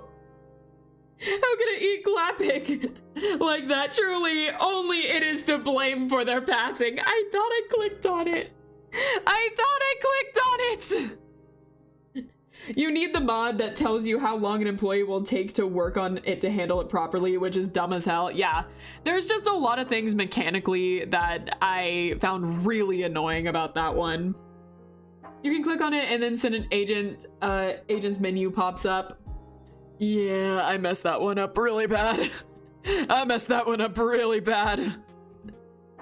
I hate you, Angie. Anyways, This was all I planned to stay here for. I'm going to look. I'm sorry.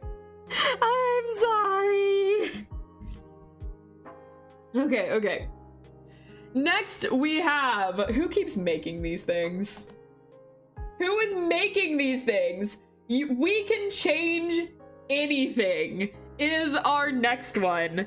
The same makers of All Around Helper. We have, we can change anything. Who is making these things? So fun fact, if you combine we can change anything, the bunker that makes your employee unkillable, and the painting that redirects damage to the unkillable employee, you can cheese the whole game. Oh my god.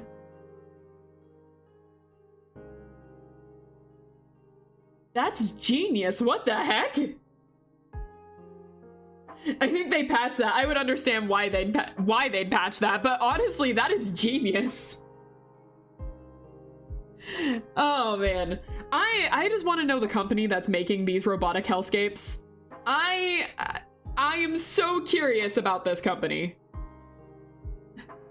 They did not patch it. That's so funny. That's legitimately funny. Whoever thought to do that though is legitimately a genius. It won't give you a full bar of energy, but it will give you like 400 per employee you feed it. Wow. Oh my god. But yeah, I'm so confused by these things. How do they keep being made? Who is making them? Who is distributing them? Who is falling for this advertising? I get the all-around helper. I get how you could fall for that one. This is literally an Iron Maiden. How are you falling for this? Who is buying this? I obviously didn't want to tell you this after you. I waited to tell you this not after you finished the game. Understandable, understandable. It looks comfy. Okay, I found one person. Oh my god. But yeah, I put this in annoying and that's it. The good thing about this is that it will never melt down. So I do like that. The bad thing about this is that it kills your employee for energy. I mean, the energy is nice, but it just kills your employee. There's nothing you can do. It's insta-death. So make a bunch of fodder. That is all the advice I can give you for that one. Make fodder, that's it. But Angie, it can change anything. It can. It's not false advertising, it's just bad advertising. Very comfy bed. All right, found 2 of you. Found 3 of you, actually. Melting Love plus Iron Maiden, comfy bed, trust. You're going places. Not good places, but you are going places. I'll sacrifice 1,000 nuggets before I let this company die. And that's the mindset that gave us this, this fantastic device. I just noticed I have a cat on my head. I didn't put him there.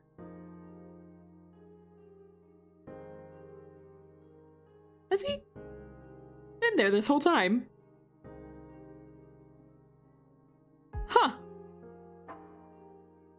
Okay.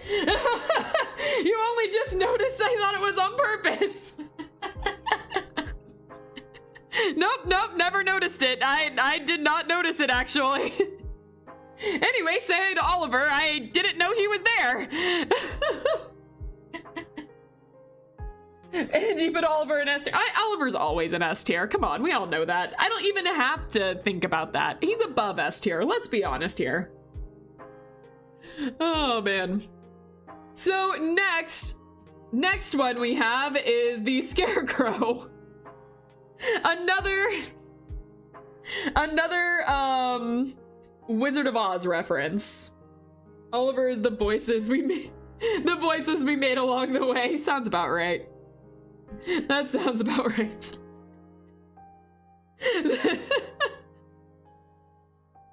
Yep. I wish I had that. Not literally. I was about to say MZ.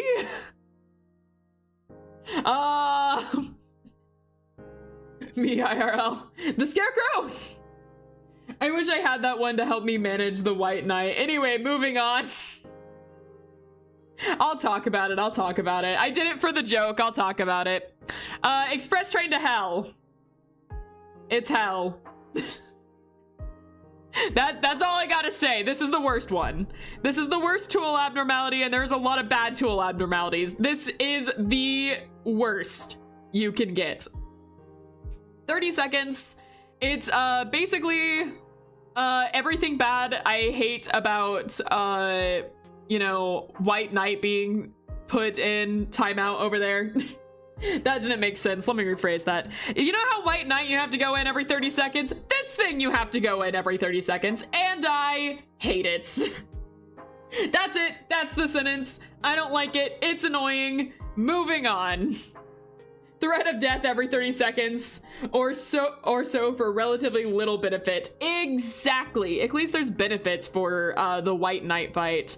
There is nothing with this. It's just time management skills that sucks. It's the I like trains joke as an abnormality. Basically. My friend was kind enough to stop me from taking this abno on MemRep day. Yeah, chat, the only time I will ever thank you for spoiling stuff. Which you didn't. You didn't technically. It was my mods technically that did this. And they didn't spoil what it did.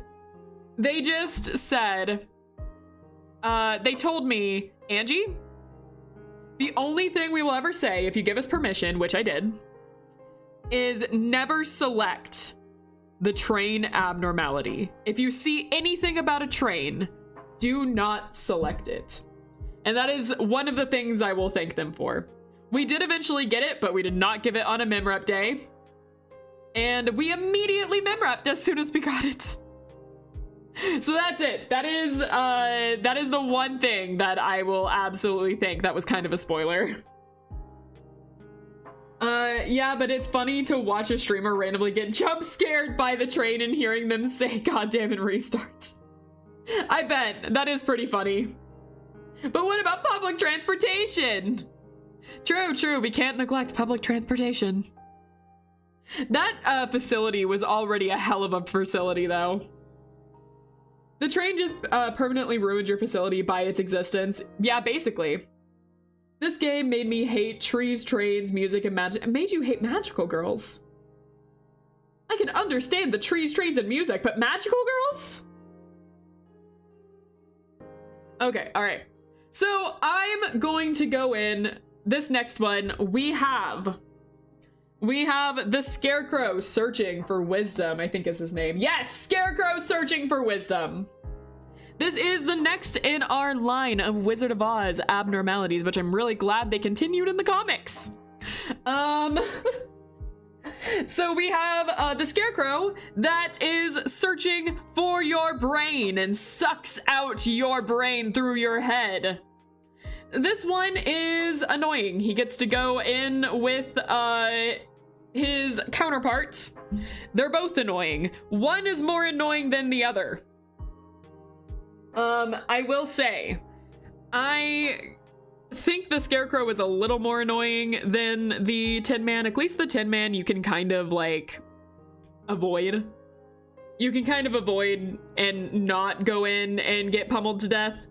The Scarecrow breaches so often, it's so annoying to deal with, and every time this guy would melt down and I didn't have anyone with the stats to, you know, do anything about it, I would just sigh. You only get one chance and he immediately melts down, and if you don't have anyone with a low wisdom, he'll immediately melt down. It's annoying to deal with. It's doable, he's weak as all hell, but like it's just annoying to constantly focus on him. So Scarecrow is a little more annoying, I'd say, to deal with, but I actually kind of like Scarecrow a little more than Tin Man. That might be controversial, I don't know, but I do kind of like Scarecrow a little more. Anyways, we're gonna move on, and this is what is this guy's name? It was Dimensional Refraction Variant. I don't have a whole lot to say on him. I think this guy's cool. I like how his weapon is invisible. Scarecrow at least can't insta-kill. That's right! That's right. I do like that about Scarecrow. I like Tin Man more just because Tin Man can just get ignored. That's the only reason I'd say Tin Man is less annoying, is that you can just ignore him. I don't like the insta-kill though. It's a shame you never saw this one breach because it's interesting to deal with. Yeah, you know, I never saw this one. I never looked it up either. This is one of the ones I kind of forgot about, so I didn't actually go and look to see what this one does. Also the employees it kills dismembered corpses float for the rest of the day. That's funny. I don't hate this one. I actually do like a lot of things about it, but I can't really put it in love them tier, so I'm gonna put it in mid. It doesn't feel right. It doesn't really feel like a mid tier. It feels a little above that, but I just can't quite put it in love them either. And since this is just 90%, you know, opinion based, it goes in mid. I was not a fan of them. I could see why it would be annoying. I got this one pretty late game, so I was able to deal with it. And then, of course, we get the one, the only, the one that got a name in this whole thing, Censored! Step right up. Don't wait, Censored. No, wait. Hold on. Don't. Hold on. No, everyone's melting down. Oh, God. Anyways. We have Censored. So, for the protection of everyone here, we have censored it for you guys to see, so you do not have to look upon him. Censored, somewhere between F and S as IDK what it is. Censored's disturbing to think about, but altogether, cool lore. Love the implications. Very, very, cool way to bring about the cognition filter and everything. Altogether, just very, very clever abnormality. It's annoying as hell to deal with. I was stuck dealing with this one until Urus took over. Yep, not a great time. It's kind of an annoying one to deal with, but altogether, I kind of love this one. Like, this is another one where, like, the idea of this one does overshadow the mechanic of this one for me. I really, really love the concept of Censored. And for that, Censored is kind of high up there on my list of favorite abnormalities. So Censored is going to go and love them. I think this one would suck as your first abnormality, but I definitely think it's one that is cool to have in your facility. Okay, what the heck was this one called? Skin Prophecy. Right. Censored is funny because they only have mid and bad work results. There is no good results when working with this monstrosity. There could never be. I do think it's funny too, but there could never be a good result. Censored will never be satisfied, and the people working with him are definitely not gonna think it was good. So wait, the abnormality doesn't go in the tier named after it? Nope. Nope, it does not. Censored broke his bond, so breaking barriers. Censored. Turn off the filter. Anyways. Next up, we have Skin Prophecy. I think Skin Prophecy is annoying. It doesn't quite go into Censored for me, but I kept messing up with Skin Prophecy. It's a cool death animation. I don't think I ever had anyone actually die, because in order for them to die, they would have to, they'd have to lose their mind. But I wish women were real. Yeah, we're all fake. But, so I don't think we actually ever got someone in my facility that did it. I did look it up later to be like, wait, how do you die from Skin Prophecy? And then watched it and was like, oh, it's kind of a cool animation. But, I do think it's a little bit of an annoying one. All the ones where it's like, oh yeah, if you lose your sanity working with it, then they'll die, I think are kind of annoying. So yeah, and it's gross. It's gross to look at. I don't like it. So it goes in annoying. Painting, was it painting of another world?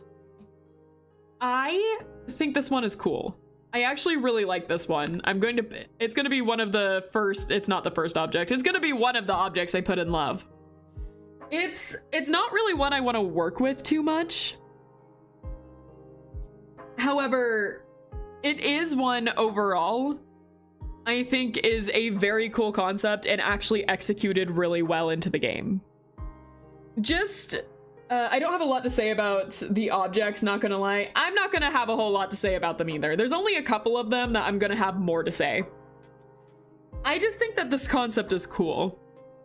Just that it's a painting, and if you use it, that person will not get hurt. And it will instead go to someone else. And I think that's cool. I think it's a very, very cool concept, and I've seen some people kind of use it to their advantage in some of the gameplay, and I think it's just a really cool way that you can like add an element to your game. All objects are kind of meh or train. I will point to the heart to you guys. How dare you disrespect that one? And shelter. Can't believe this. The yeah, no, a lot of the objects are just meh.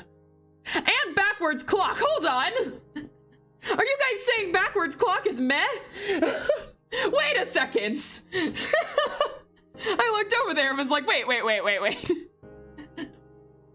Okay, all right. Oh God, this one. Oh my God, this one. The abnormality that disturbs me so incredibly much. We have today's shy look. It's gross. It's going to go in mid. I can't put it lower because it's really not that bad. It's easy to work with and you can work with it with anything, but it is gross. I don't think you ever did this dude's gimmick correctly, which is fine because it's annoying as hell. What? The gimmick is that it stops at one of the faces, right? Isn't that the whole thing? It stops at a face and it's a chance of whether you'll get like one of the correct faces.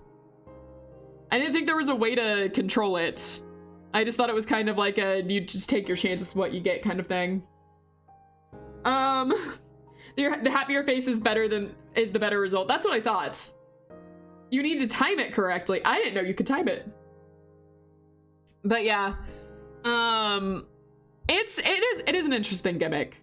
It is a very interesting gimmick. You can stall your guy outside. Oh, yeah, I had no idea. Waya, my cousin, actually got this guy, and he loved gambling with this guy. He constantly sent his employees into this one, and it was funny to watch. A lot of bodies, but funny to watch. Remember how I said Waya was farming off of one sin? Waya was also farming off of today's shy look. You don't even need to gamble. Well, we gambled. We definitely gambled. I didn't know that you could control it in any ways, but yep, we did that. But yeah, this one is interesting. It's kind of a fun concept, but it is disgusting. I hate the weapon. I hate the armor. It is a disgusting one, but yeah, it is an interesting one. So it goes in mid. Why the goat? Why is fun? Anyways, next we have the one, the only Blue Star. Honestly, Blue Star is another one. So I never had Blue Star meltdown in my facility. I never had to suppress them. I could definitely see, did you see the gift? Yes, I saw the gift. I could definitely see myself hating Blue Star if I had gotten them at any other point than when I got them in my facility. Blue Star, however, this modern art project is one of my favorite abnormalities. It's creepy, it's clever, you know it's dangerous as soon as you see it. It's also oddly pretty at the same time. It is fascinating. The information you get on it is fascinating. And mostly out of anything, it is a stat check, and as long as you pass the stat check, you are good. You don't have to worry. Don't pass the stat check and your entire facility is in the worst world of pain you've ever seen. It is awful. Blue Star is a problem if it gets out, but it's extremely chill. Yeah, that's what I've decided. Blue Star is another relatively easy elf to manage, but it can very easily cascade your whole facility shit. Yes! Imagine being a nugget knowing how the abno works and your boss just randomly telling people to go until it's your turn and it's the wrong timing. I'm sorry. I'm sorry. I didn't mean to. Have you seen the animation of it? So yes. Like I said, there was a lot of them that I decided to go, if I didn't see the meltdown, I decided to go and watch it so I would know. And so I did see this one. And I gotta say, this one was really cool. I really like this one. I am so glad that never happened in our playthrough. Did you ever see it breach? I saw a streamer have it breach in her facility and it wiped out the facility in 15 seconds. I didn't see that, but I have seen it breach before. I saw another streamer have it breach. But yeah, I can definitely see that I would have hated this one if I had gotten it earlier and couldn't meet the stat check. But we met the stat check and we were fine. So I liked this one, actually. It was a pretty good one to have. Anyways, now, what was the name of this one? You Must Be Happy. I kind of think this one is interesting after reading the lore. I wasn't gonna say much about this one because I didn't really think there was much to be said. And I still don't have a whole lot to say, but reading the information on this and like actually sitting and reading the information on this one did make me think it was a lot more interesting. Just it asks at the end, like, do you like the city you live in or something? And that's what the yes or no is. That's the thing. Was very interesting to me. It's like a correctional thing. I like that. That is so fascinating. Therapist every time they see a sad person. It's just the name You Must Be Happy combined with asking that question, and that question is what determines like the negative or positive response, is so fascinating, and there's so much you can get from that. Other than that, I didn't like using this thing most of the time. I always got a no result. Everything went wrong whenever I'd use it. This tool abno is one of the ones that it's even more interesting after the second and third games. I'm looking forward to reading or playing about it. Nope, that still came out wrong. What is going on with me? Okay, never mind. You guys get what I mean. Since you learn about the city, yeah, I'm really excited to get further into this. You know, we've opened the door, we've gotten past Lobotomy Corporation, our first hurdle. I'm so excited to get into Ruina. I'm so excited to see where all this goes. But I think the lore behind this one is very fascinating. Gameplay wise, I didn't really use it and I didn't really care for it, so it is going to go in mid, but the lore made this one, because at first I was gonna say annoying, the lore really did push this one up for me. So yeah, I like this one. I think it is very interesting, but because I didn't really use it in gameplay, didn't really care for it, it's still gonna go in mid for me. Okay, we're gonna get to the first ones that I don't really care for. Not the first ones, more that I don't really care for is what I meant to say. This is the Luminous Bracelet. If I remember right, this is the thing that heals you and can end up healing you too much. I get this one mixed in with behavioral adjustment a lot, so that's why I'm like, I think it's this one. But this is the healing bracelet. But don't be greedy with your healing or it will kill you. Haha, I hate this. I hate this one. I hated wearing it. I hated watching my employees explode and die. It's not fun. It's annoying. I forgot about it constantly. 0 out of 10. I do like the concept that it is an item that you need to put on only when you're guaranteed to get into a big fight. Yeah, I do. Again, concept-wise, I really, really like some of the items. Execution-wise, I really, really hate some of the items. And that's my stance on the bracelet. Bracelet, pretty bite-sized, and also it will make you feel healthy. But, too healthy. It'll kill you from healing. Though I did get a really funny screenshot thanks to it. Oh yeah, it's claimed so many lives for me. That bracelet has killed so many people. So this one is gonna go into annoying tier for me. Hello, welcome back. Fun fact, the bracelet is bugged. Is it? Flesh regenerator. Yeah, basically. I never thought about that. Thank you for putting me in Never Leave. You're welcome. Okay, next, I believe this is behavioral adjustment. Yes, it is. I think the concept of this one is really interesting. I hate the execution of this one. This is gonna be another one of, annoying for me. However, I do think the concept of this one is really interesting. However, it's not enough to save it. But like having an item that is like, oh, it makes your justice increase because it's, you know, behavior adjustment. It's making you think the correct way. I think is very interesting and dystopian, and for a Lobotomy Corporation is very interesting. Hate the execution of it. I hate most objects that kill my employees just randomly. Okay, next we have gotcha. Gotcha. Gambling. Gotcha. What is the name of this one? Old Faith and Promise. It's a gambling machine. It's literally gambling. It's quite literally a gambling machine. We're putting it in mid. Don't gamble, kids. Don't gamble. Watch me play gotcha games. Anyways. But yeah, it's literally a gambling machine. There's not a whole lot to say there. S tier, wouldn't even eat it. Still S. This one is top tier for me purely for the expression the Nuggets make when you win. It is a really fun one. I do like watching them get really hopeful and then win in their face. It's really fun. Okay, next up we have Porcubus.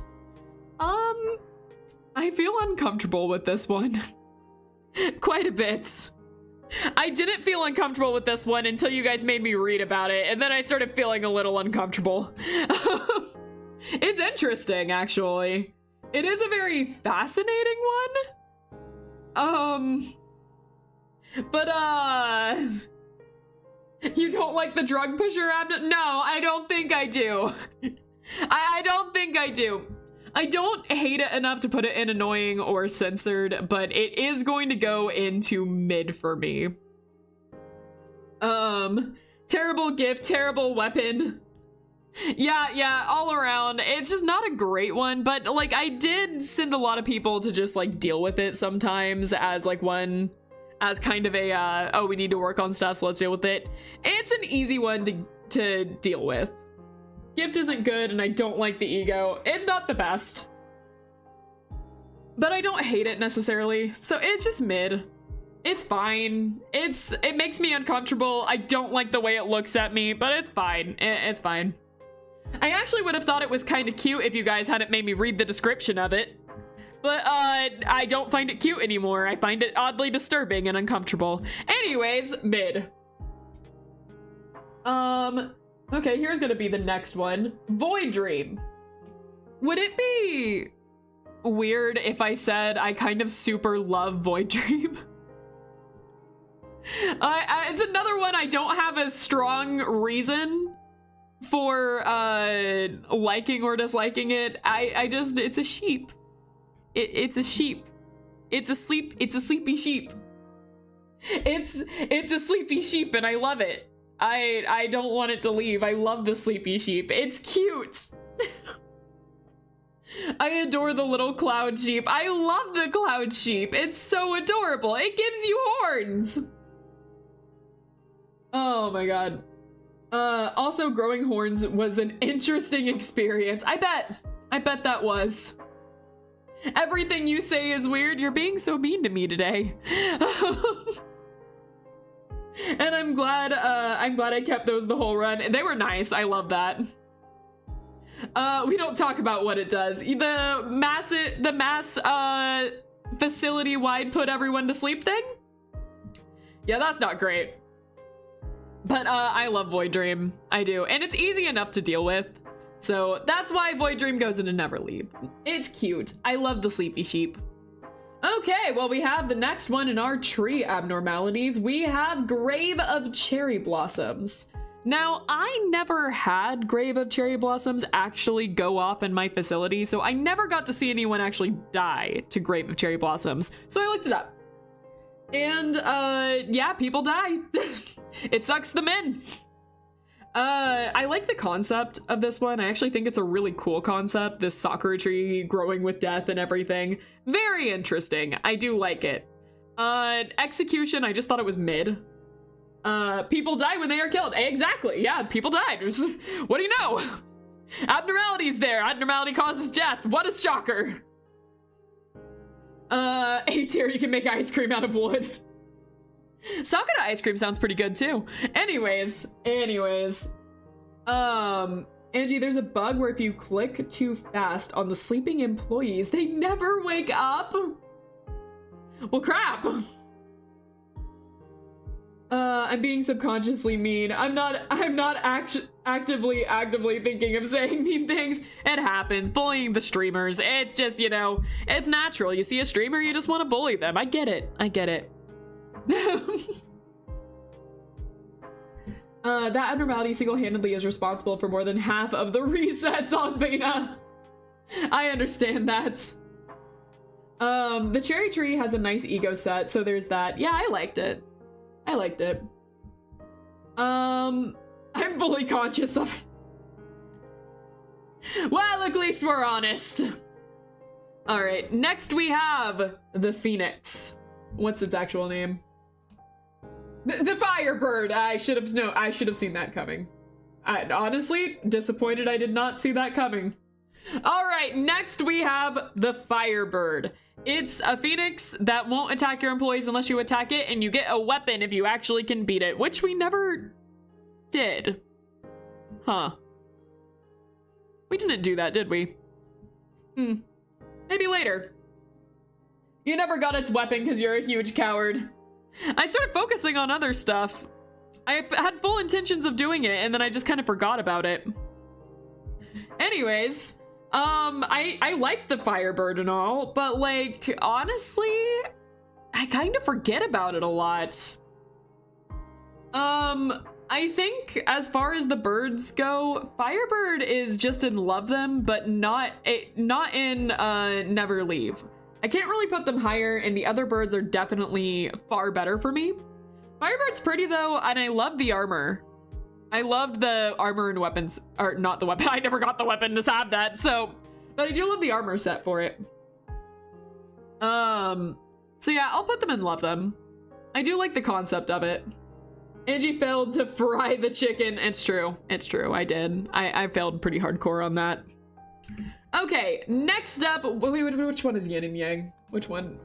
This is Yin! All right. This is another one that, like, actually is really interesting, and I wish I knew more about. I forgot to look up this one, so I can't talk too much about the lore. But I do think that the whole, like, yin-yang concept is really interesting. Actually seeing the fish come out is really cool. And, like, having it blow through your entire facility, it's a cool effect. I mean, watching your entire facility go down in flames as it rips through them is one thing, but it's cool. I can't deny it. Yin does too much black damage for no reason when escaping. It does. I also like how if you get Yin, you are forced to get Yang. Like, you will absolutely get Yang later. It just shows up, which I think is really cool as well. These two together just make for one of the most fascinating some of the most fascinating abnos in this game. And I'm really excited and hope I learn more about them. I'll definitely read up on them more after this stream, I think, because I forgot to look these ones up. But, so I'll look into some of these. I've had a similar problem to that with 2 modded abnos. What was it? It's a fun inversion of people liking Yang and hating Yin in lore, while in gameplay, people would rather have Yin without Yang. That's about right. But I do really think this one is interesting, and I'm putting him in love them. And it actually, I'm gonna differ here. Yang is harder for me to like. I think both of them together are really cool and really fascinating. However, so Yang, they went with a really interesting approach with and made Yang an object rather than an actual abnormality. Or like, well, he is an abnormality, but you know what I mean. He has the object one.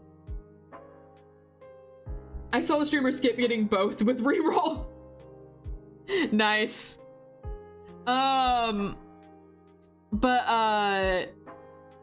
where Yang kind of gets held back for me is, so like if you already have Yin, you can't really use the object that much because every 30 seconds Yin gets mad.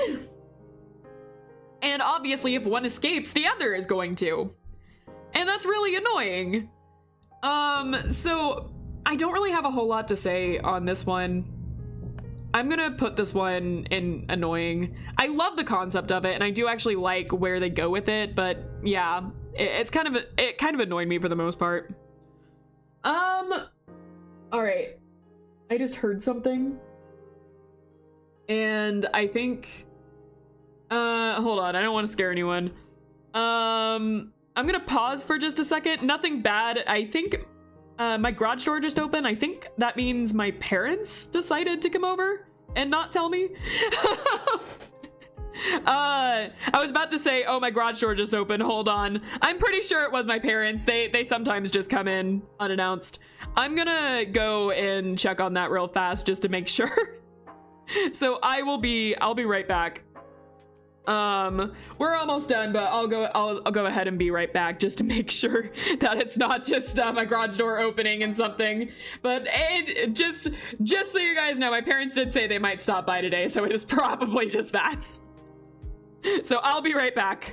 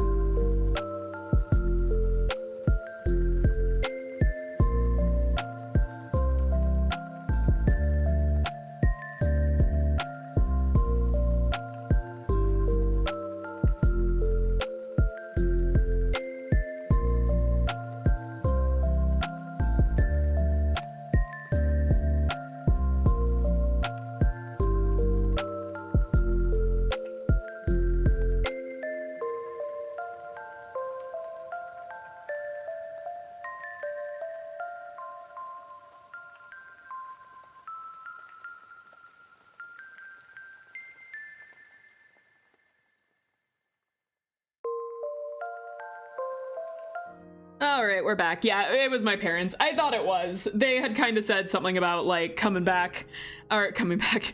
over here today. Yeah, they wanted to drop some stuff off, and then like, I got down and my dad was there and he was just like, oh yeah, Angie, mom said that you were paying for dinner, and I was just like, what? Hold on a second. So I guess we're gonna get dinner. But yeah, they knew I was streaming. I came down and my mom was just like, Angie, why are you here? You're supposed to be streaming. Get back up there. And she was watching my stream on her phone. She's watching the stream on her phone and was just like, Angie, why are you here? Don't greet us. Come back up. Go back up. I need to know where you're gonna put the last abnos. She's watching us? Yes! In fact, my mom watches my streams. Hi, Mom! Hi, how you doing? Uh-oh. Careful what you say. Mama Lumine watches. Oh my god. Please let Angie free us, but she can't help you. She can't help you. You can try, she can't help you. All right. Let's get back into this. We have the one, the only, the single thing that helped me with Bina's whole final day, freaking day 49, is Backwards Clock. Never leave me, dear God. I didn't see how great you were. I didn't see how great you were until we got to day 49, and now I see it. I can never go back. I can never go back. Backwards Clock is incredible. I can't imagine that day without it. I can. It's a bad future. I love Backwards Clock. Oh, Backwards Clock, devourer of Totori. Yeah, basically.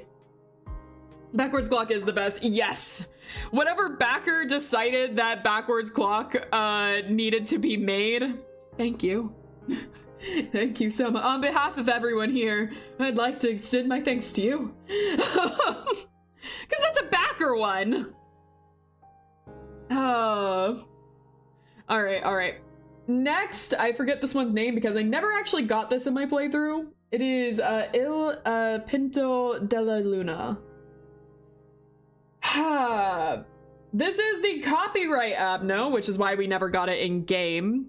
I did when I was doing my playthrough with Waya, I specifically tried to get this one and we didn't. It never showed up, so we didn't. Literally could not get this one, so I just had to look it up. So I did see what it did. It plays piano. I do think it's interesting how I think it can kind of shield from black damage, which I thought was interesting, but I didn't fully get to see how that worked. I honestly find it kind of meh, even if you did get it, honestly. Yeah, I like the concept of it. I like the idea of like this piano playing abno, and I liked reading the lore on it, but altogether it just seemed kind of meh overall. So I'm gonna put it safely in mid. I think it's just safely in mid right now. I wish we would have been able to get it in like an actual playthrough, but it's fine. Its weapon just gives you nearby nugget shield. That's interesting. That is very interesting. I wish we got to see that more in my playthrough. If only it wasn't copyrighted. If only its version of Moonlight Sonata wasn't copywritten. All right, next we have my most loathed and beloved, the first elf I had in my facility. We have Army in Black, or Army in Pink, depending on what you like.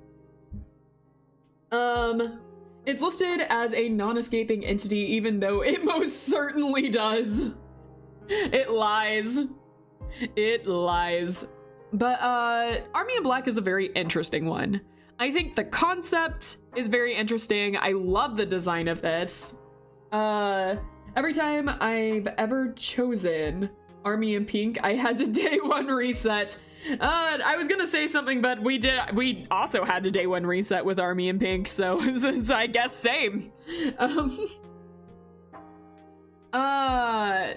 This one is a very interesting one to me, and I actually really, really love the concept for Army in Black.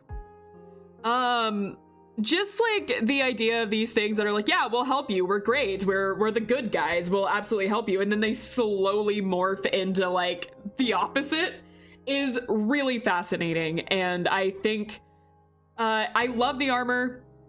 Was some of my favorite in the game. The ego, the sniper weapon, absolutely some of my favorite in the game, and I kind of wish we were around for longer so we would have been able to get 2 of them, but I understand why we couldn't. The only downside to this one is that they are clerk lovers, unfortunately, and man, these guys are not fun to suppress.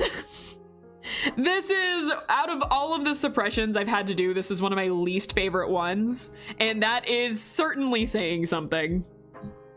Man, I could never get away from them. People, so many deaths. So many deaths. At least the magical girl was happy. So this one is kind of hard for me because part of me wants to put them in Never Leave just for some of the stuff they give me, and I like the concept of it. However, I do think that these ones are gonna have to just go in the love them category, because as much as I love them, I also hate having to suppress them. But honestly, if you have Shot Employed, a really good one to use for, Shot Employed's a really good one to use for bringing that number back up so they don't get out.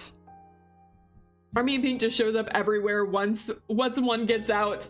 I have no idea how to stop it. I will say what I used to do for them, like a little method.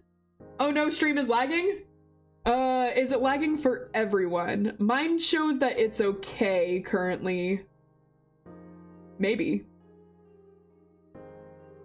Oh good, it's not just me. Ah, there it is! There it is! Mine now is saying that it's bad. It was delayed. It lagged for me. It lagged for me saying that it was all good. And now it's saying it's bad. Freaking YouTube. Oh no. I hate it when this happens. Yeah, it's bad for everyone. Man, all right. I will try to see things from my end and put it in, I'll put it in the be right back screen just to see if I can fix it real fast and see where I can go, but it might be a connection issue. This is not the stream that I want to do a part 2 on. All right. I will go into waiting room just real fast and see if we can fix this.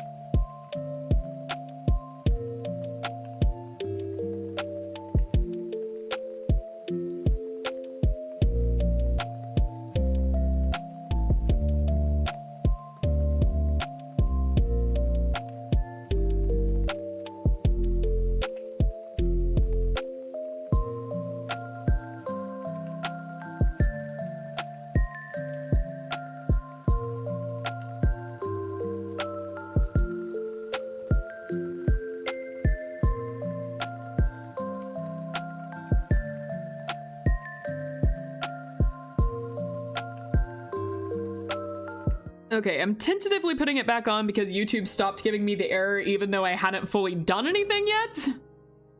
But YouTube is saying we're fine now, so I am going to tentatively trust them.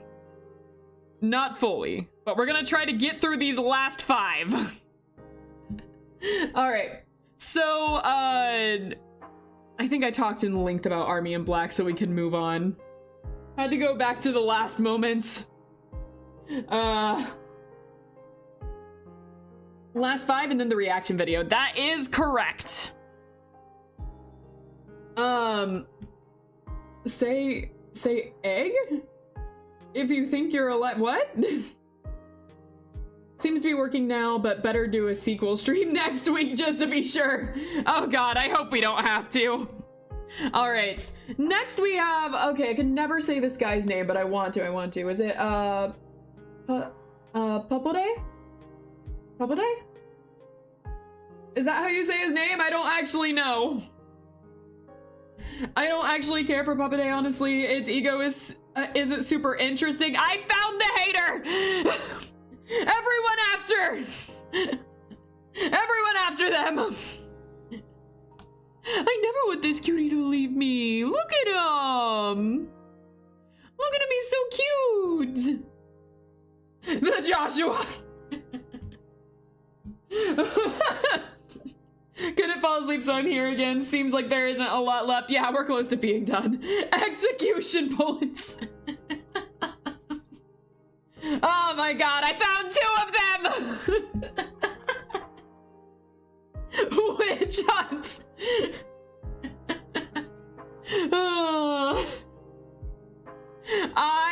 I love this puppy. What are you guys saying? What are you guys saying? What do you mean it's just kind of there? Where's the execution bullets?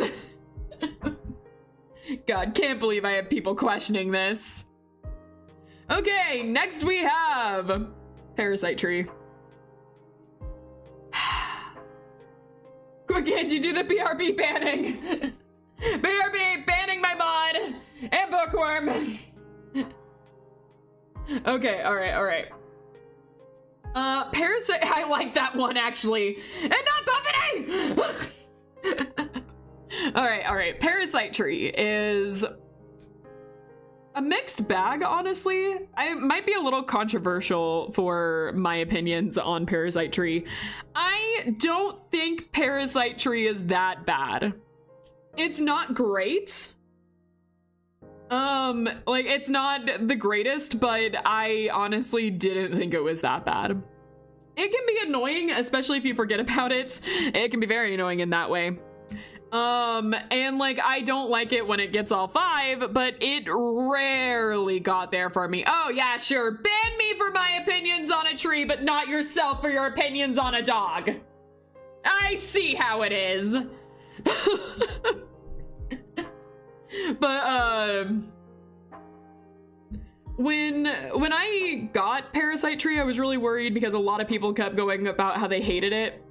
But the more I worked with it, I thought it was really manageable. Like, I didn't really think it was that bad. Annoying? Yes. No one is denying it belongs in annoying.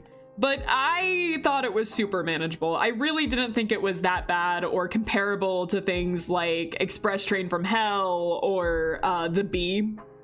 And I liked the gift it gave everyone. It made everyone elves. It was cool. I didn't care that it was in my facility for the last day. It was fine. I thought it was very manageable. I guess I'm just built different or something. Anyways. Next we have the one, the only slime waifu, Melting Love. Melting Love is definitely an interesting one. Definitely what I was not expecting in my Lobotomy Corporation. I gotta say, out of all the things I could get in Lobotomy Corporation, Melting Love was not what I was expecting. It's certainly fun. It certainly is. I got it in my season 1 playthrough. I, you know, had to isolate it. It became its own quarantine zone. It was in Bina's department, and I had one employee. I killed off the clerks in that department and had one employee just working with everything in there. And so once I figured out the gimmick, it was more manageable, but I am also very, very glad I did not have to deal with it longer than I needed to. Project Moon knew what they did with that abno. They did, and the backer who made it knew what they were doing too. I really like this abno. My mom just scared the crap out of me. She thought she was gonna walk away without me saying anything. I had my door closed so I could finish this, and somehow she got in here. Somehow she got in here without saying anything.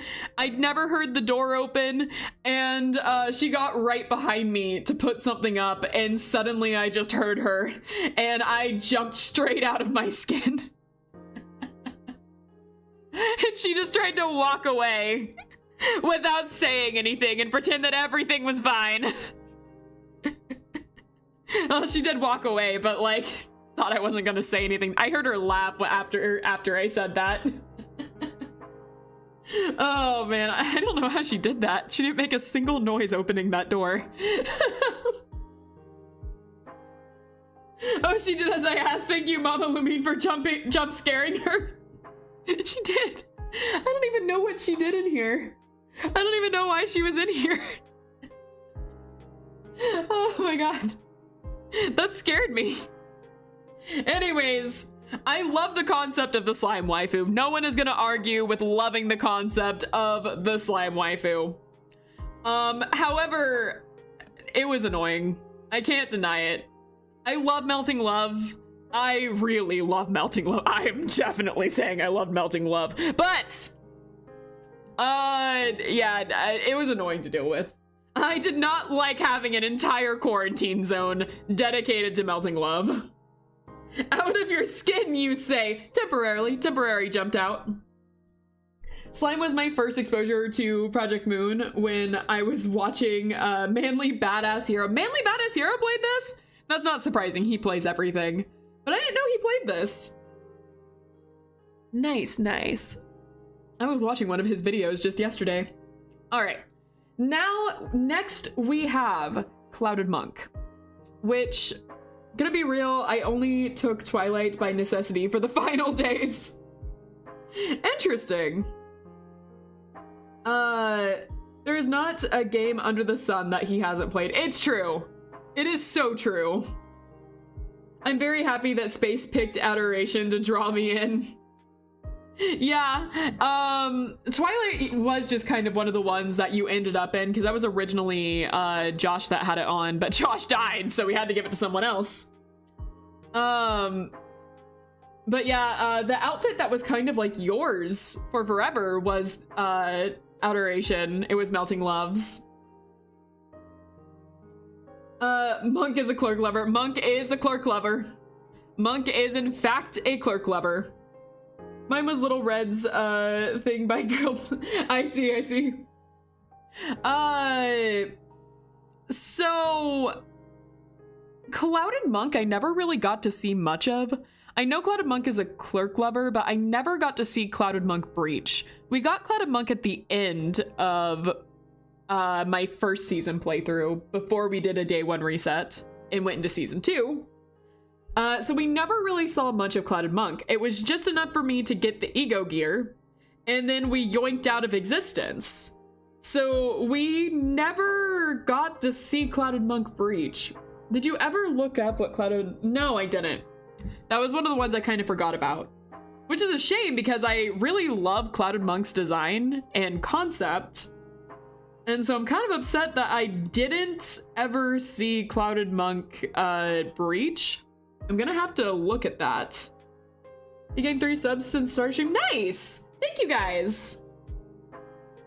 I am upset I never got to see Clouded Monk Breach, but Clouded Monk is just a really cool concept, really cool design, really cool gear. Wish the gear was kind of higher and did more, but I love that design altogether. So Clouded Monk is definitely one that is going to go and love them.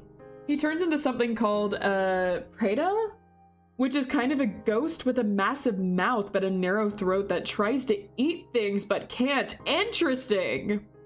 That is really interesting. Monk is quite a fellow. And then there's Bald. It all comes back to Bald. Everything comes back to Bald. It is the peak because peak is bald. Anyways, and that is our tier list for Lobotomy Corporation Abnos. As I mentioned, I do plan on doing an entirely new video once we get to finish Ruina. I will be doing a Abno video rating all of the Abnos that we see in Ruina, as well as the comic Wonder Lab. Since I am currently reading that, I am almost done with it. So that is the plan currently. I was originally going to do the comic included with this. I decided against it and decided it would be better if we did that after Ruina. So that's just the plan with that. So we'll be doing another tier list after Ruina where we rate all the ones that we have seen from both of those games, as well as the Wonder Lab comic. I'll try to contain myself on Wonder Lab spoilers and not get too excited. I'm probably gonna finish Wonder Lab tonight, so I'll probably allow people to talk about Wonder Lab when we play Ruina. And that'll probably be fine. I'll discuss that a bit with mods after stream, but I'm gonna say for now it'll be okay once we start Ruina. Looking forward to seeing your reaction to the ending. I'm really looking forward to it. I'm really curious what's gonna happen. All right, with that being said, this is our tier list. However, we do have one more thing that I promised you guys. So we said at the end of this stream, we are going to do a reaction video, the first reaction video I've ever done. We're gonna do a little bit of a reaction video to two things. There is A's speech at the end of Lobotomy Corporation, and then there is the trailer, I believe, for Library of Ruina. And next week, we are going to be actually playing Library of Ruina, so I am very, very curious what this is going to be like. Anyways, since it's a reaction video, I will be talking through it, so you know how it is.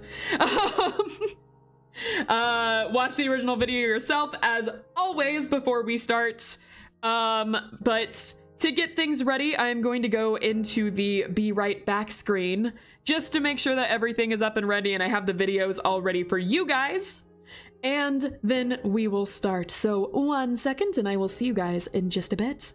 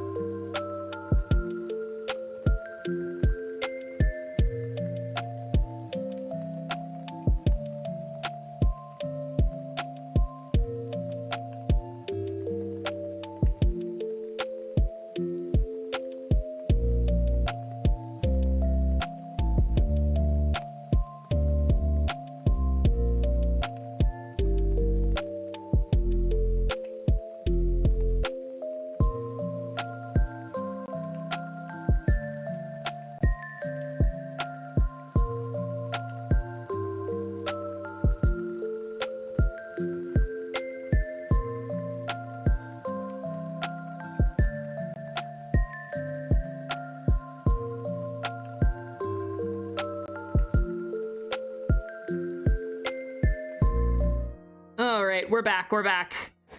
so this is gonna be new for me. I am turning on the desktop audio for you guys now, so you'll be able to hear it along with me. And so we're going to start with Aen's Day 50 monologue. Very curious about this one. Be sure to turn on closed caption. Sure. So we should have those on, should be good. For subtitles, because it's in Korean. Yep, makes sense. Oh yeah, we'll probably need that. Hopefully you guys are able to see everything and I aligned this right. Maybe, let me see if I can just, that is as far as I can go. Well, if it's a little cut off for you guys can watch along with me on YouTube. You guys see the title of this. All right. So if anything's cut out for you, look for it on YouTube, and I'll try to arrange this better next time. Your reaction is the most important part here. Yes, I am very, very curious about this. So with that being said, let's get started. And MZ, do you mind sending me the trailer you want me to see as well? I tried to look up the trailer for Library of Ruina, and a few things came up, and I just want to make sure I have the right video. But other than that, it's the link below this, is it? Did you send another one? Hold on, I don't remember seeing it. Anyways. I'll get back in. I just deleted the embed. Oh, I see. I see. All right. Let's get into this. And let me know if the volume is okay for you guys and everything. Yep. Oh. Oh, that's cool.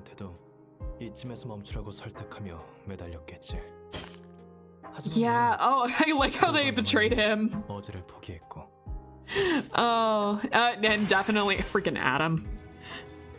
Oh, it skipped! Hold on! Okay, noted. If I change expression, it's going to move. Got it. Alright, not changing expressions. Got it. Learned. I'll stay in a shifty mode. That's fine. Video needs turning up? Alright, got it. We will turn it up. 이것까지 거리낌 없이 왔다는 건 너도 깨달았다는 거겠지. Alright. 난 Your 말이야. break music is playing. Ah! It is! 오래전부터 알고 있었어. Now it's not. 우리 모두가 Now it's not. Now it's off. 마음을 잃었다는 걸. This is going great. 단지 알고만 있을 뿐 Oh. 외면했어. Look at them. 아마 나 말고도 많은 사람이 그랬을 거야. Look at all of them. 그게 우리와 카르멘의 차이점이야. Oh my god. 외면하는 Seeing 대신 just with like all the 그들을 kids 구해주고 잃어버린 넋을 makes my heart 되찾아주려 hurt. 했지. My heart hurts so 인류의 구원에 much. 대해 숭고한 결심을 한 건 그녀였지만 그런 And 정의감 that 같은 건 hurts! 없는 내가 그 뒤를 Oh my 이었다. god. 아이러니하지. 난 아마 이런 일에 적합한 사람이 아니었을지도 몰라. I 나조차도 wasn't expecting to be 하나의 in that 날개가 much 되어 pain. 똑같은 짓을 하고 있잖아. 직원들은 수천, Okay. 수만 번의 죽음을 I would be in a 되풀이하고 crying expression right now, but apparently it will 동료들은 change if I 삶을 try to go 뺏기고 forward. 고통을 Or 반복했어. that didn't come out right. 나는 뜻을 이룬다는 이유 하나로 There's a lot of things not coming out 모든 right 걸 today. 방관하고 있었고 이 죄는 절대 용서받을 수 없겠지. Oh. Bina's face is still scratched out. 그럼에도 우리는 해내야 해. 이 수많은 악행을 통해서 단 한 번이라도 The music is so good 곤란을 in 끊어줄 수 this. 있다면 난 얼마든지 Little hair 모든 걸 tie. 짊어지고 갈 거야. 우리의 역할은 사람들에게 씨앗을 Carmen's 심어주는 hair tie, 것뿐이야. yeah. 사람들은 누구나 자신의 빛을 품고 있어. 각자 그곳에서 이야기를 만들고 소망을 이루며 존재에 대한 뿌리를 내린다고 해. This would have been really interesting to 우리의 see. 역할은 심어주는 것뿐. I do like what they did, but this would have been like really interesting. 본인 몫이야.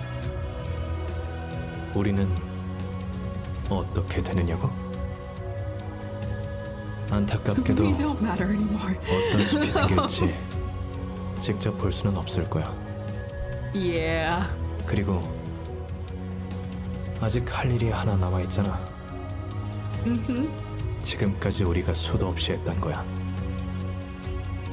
환상체들을 관리하러 가야지. 너라면 익숙하게 잘 해낼 거야. 자, 관리자로서 마지막 출근을 하러 가자. Yeah. And what a day it is. That was really interesting. All right, let me pause this before autoplay kicks in. No. That's really interesting. I really like that. It makes me kind of wish we would have seen something like that too. What we got was fine though. It did fit. It did fit. All right. Hopefully, my background music wasn't too distracting for a little bit. Sorry, I forgot about that. Oh man, that was so interesting though. I love in the bottom Bina just drinking tea after that. Like, yep. Hey Angie, tune into your own stream. Oh hey, look, I'm in the top. Look at me, I'm at the top. No way, my favorite streamer, Angie Lumine, is live right now.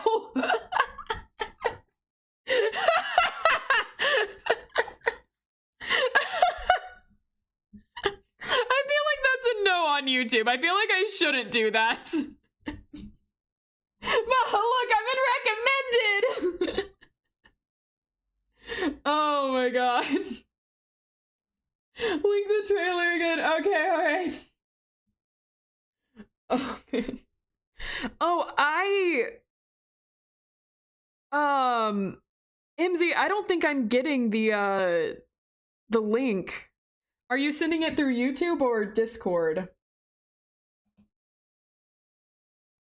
Oh no, I got it. Never mind, I got it.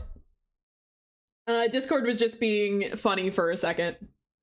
All right, I'm gonna go back in the be right back screen for just 1 second, just to make sure I can get everything set up again. But it'll only be for a second. It should be much faster this time. So, be right back.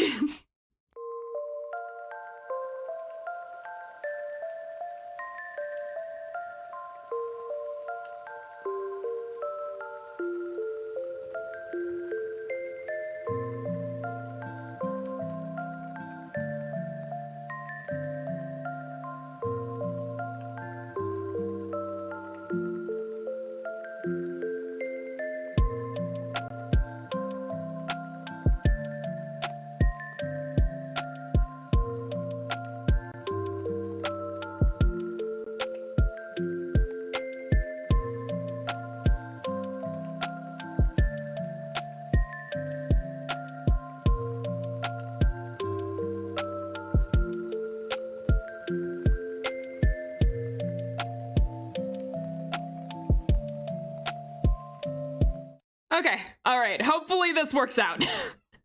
Hopefully this all works out and I don't mess up everything again. The first reaction video is mixed results, but we're doing it. Oh my god. Not sure if I said this, but I like the rain that's in the BGM. I love the BGM. It's really, really good. Link in the description for the person that made it. Very good music altogether. Hey, I'm back, and guess what? My employee dies. Well, time to make it. Oh no. You're my favorite streamer too. Oh, thank you. She's a React streamer now. It's one time. I wouldn't mind doing more reaction videos, honestly, but I don't plan on doing them very much. Okay, this does have lyrical music, so maybe might be a problem. It is our music that is in game. So I guess we'll see. I guess we'll see if the copyright comes to take us away. It is copywritten, oh no. If it's Melee, it should be fine. All right, I'm getting some mixed results. There's a difference between the music will demonetize it. It was great knowing you, Angie. Uh-oh. People don't get nuked for playing Melee songs in the other Project Moon games, in my experience. I've seen other streamers have to eat it. Well, I don't get paid for it right now anyways, so it's probably okay. So worst comes to worst, I'll probably, as long as no takedowns happen, then I'll probably just have to cut this section of the video.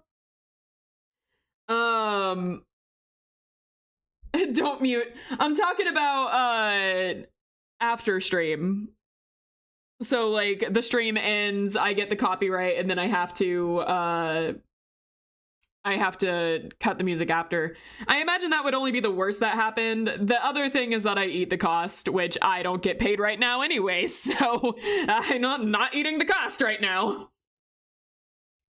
From what I know, this one sometimes gets you in trouble, but if you contest it, they always go away. All right. Yeah, as long as I don't get a takedown, it's not really a big deal if that's the case, so it's fine. Most streamers just don't worry about that because the Melee music is often a highlight of the next two games, so not having it sucks. All right. Well, this stream was just for fun anyway, so if I have to eat the cost of it, it's not really a big deal because, like, you know, it's okay. It's nothing. So it's just gonna be kind of a welp. Exactly, Klepik. Welp, shrug. Let's get into this. Let's see how it is. It was nice knowing you. Yeah, hopefully it's not like that. Hopefully this is just a nice time reacting to Library of Ruina. And here comes YouTube with the top rope for the steel chair! All right, let's get into this. I'm excited to see how this goes. All right, playing now. Open the curtains. Oh, not what I was expecting. Is that? Yeah, she cut her hair now. I forgot about that. I completely forgot about that. Joker. Who is that? Puppet? Okay, interesting. Okay, very interesting. Oh, Carmen. Carmen in the mirror. Okay. I like the gambling themes happening here. Future and past Angela. Who is this?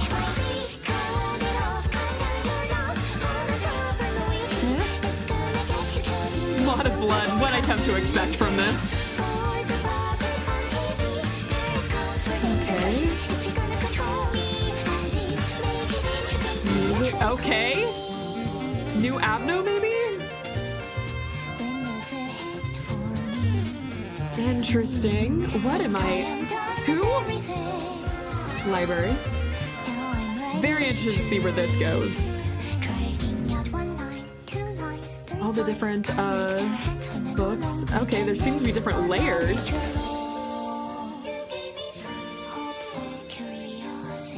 Okay. A lot of musical themes here. Who? Who? Who? No, wait, go back to that one? No, wait, are these some of my favorite people? Hold on, some of those pictures seem to have people that I like in them. Oh, I was not expecting that. All right. Okay, I was very, very excited about something I saw there at the end. She immediately started simping. Listen.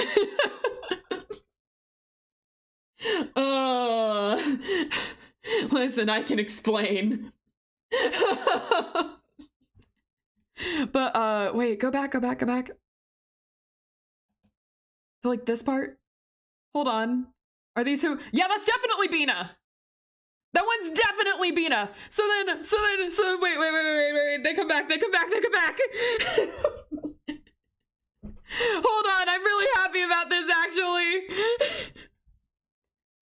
Okay, there's definitely a chance I go back. I still don't know what that's definitely Bina. So like I'm guessing that's Gabora chest. They have different hairstyles, so it's kind of hard to tell. Is that Hod? Maybe Malkuth, but I think it's Hod. And I can't really, I think that's green hair. So I'm guessing that's Netzach. I can't tell. Like, is that A? I can't tell who that is. Congrats, you got a Library of Ruina spoiler. It's like, you know, I agreed to react to this, so it's fine. You'll see, nobody confirm or deny. It's like, it could be something else entirely, and maybe, like, it's not really them, but it looks like them. You finally saw John Ruina! But, like, the idea that it could be them makes me really happy. It makes me really happy. Banning Angie for Ruina spoilers. Wait, hold on, you guys told me to! Yeah, they are just pictures at the end of the day. This could mean a ton of things. However, seeing my squad in the art style makes me really happy. And like their hairstyles have changed, which is very interesting to me. I'm so I want to know what happens so much. I'm so excited. I can finally change expression now. I'm so excited for this. Oh my god, I'm gonna bring back my BGM real fast, so we're not just sitting in silence. But oh man! Guys, I can't wait to play Ruina! Oh, I'm so excited for this! We gotta wait till Wednesday. That's the only downside. You know, I think I saw Angela in the trailer. What if she's a character? Okay, we all know that Angela's gonna be. What's new that Angela's gonna be there? Can you time skip to the next week? Nope. Wish so. Nope. Ruina was my first Project Moon game, and now I have over 1,000 hours in it. Oh my god, it's gonna be fun. I feel like there's gonna be a lot of difficulty spikes, but I am really excited to see what's going to be there.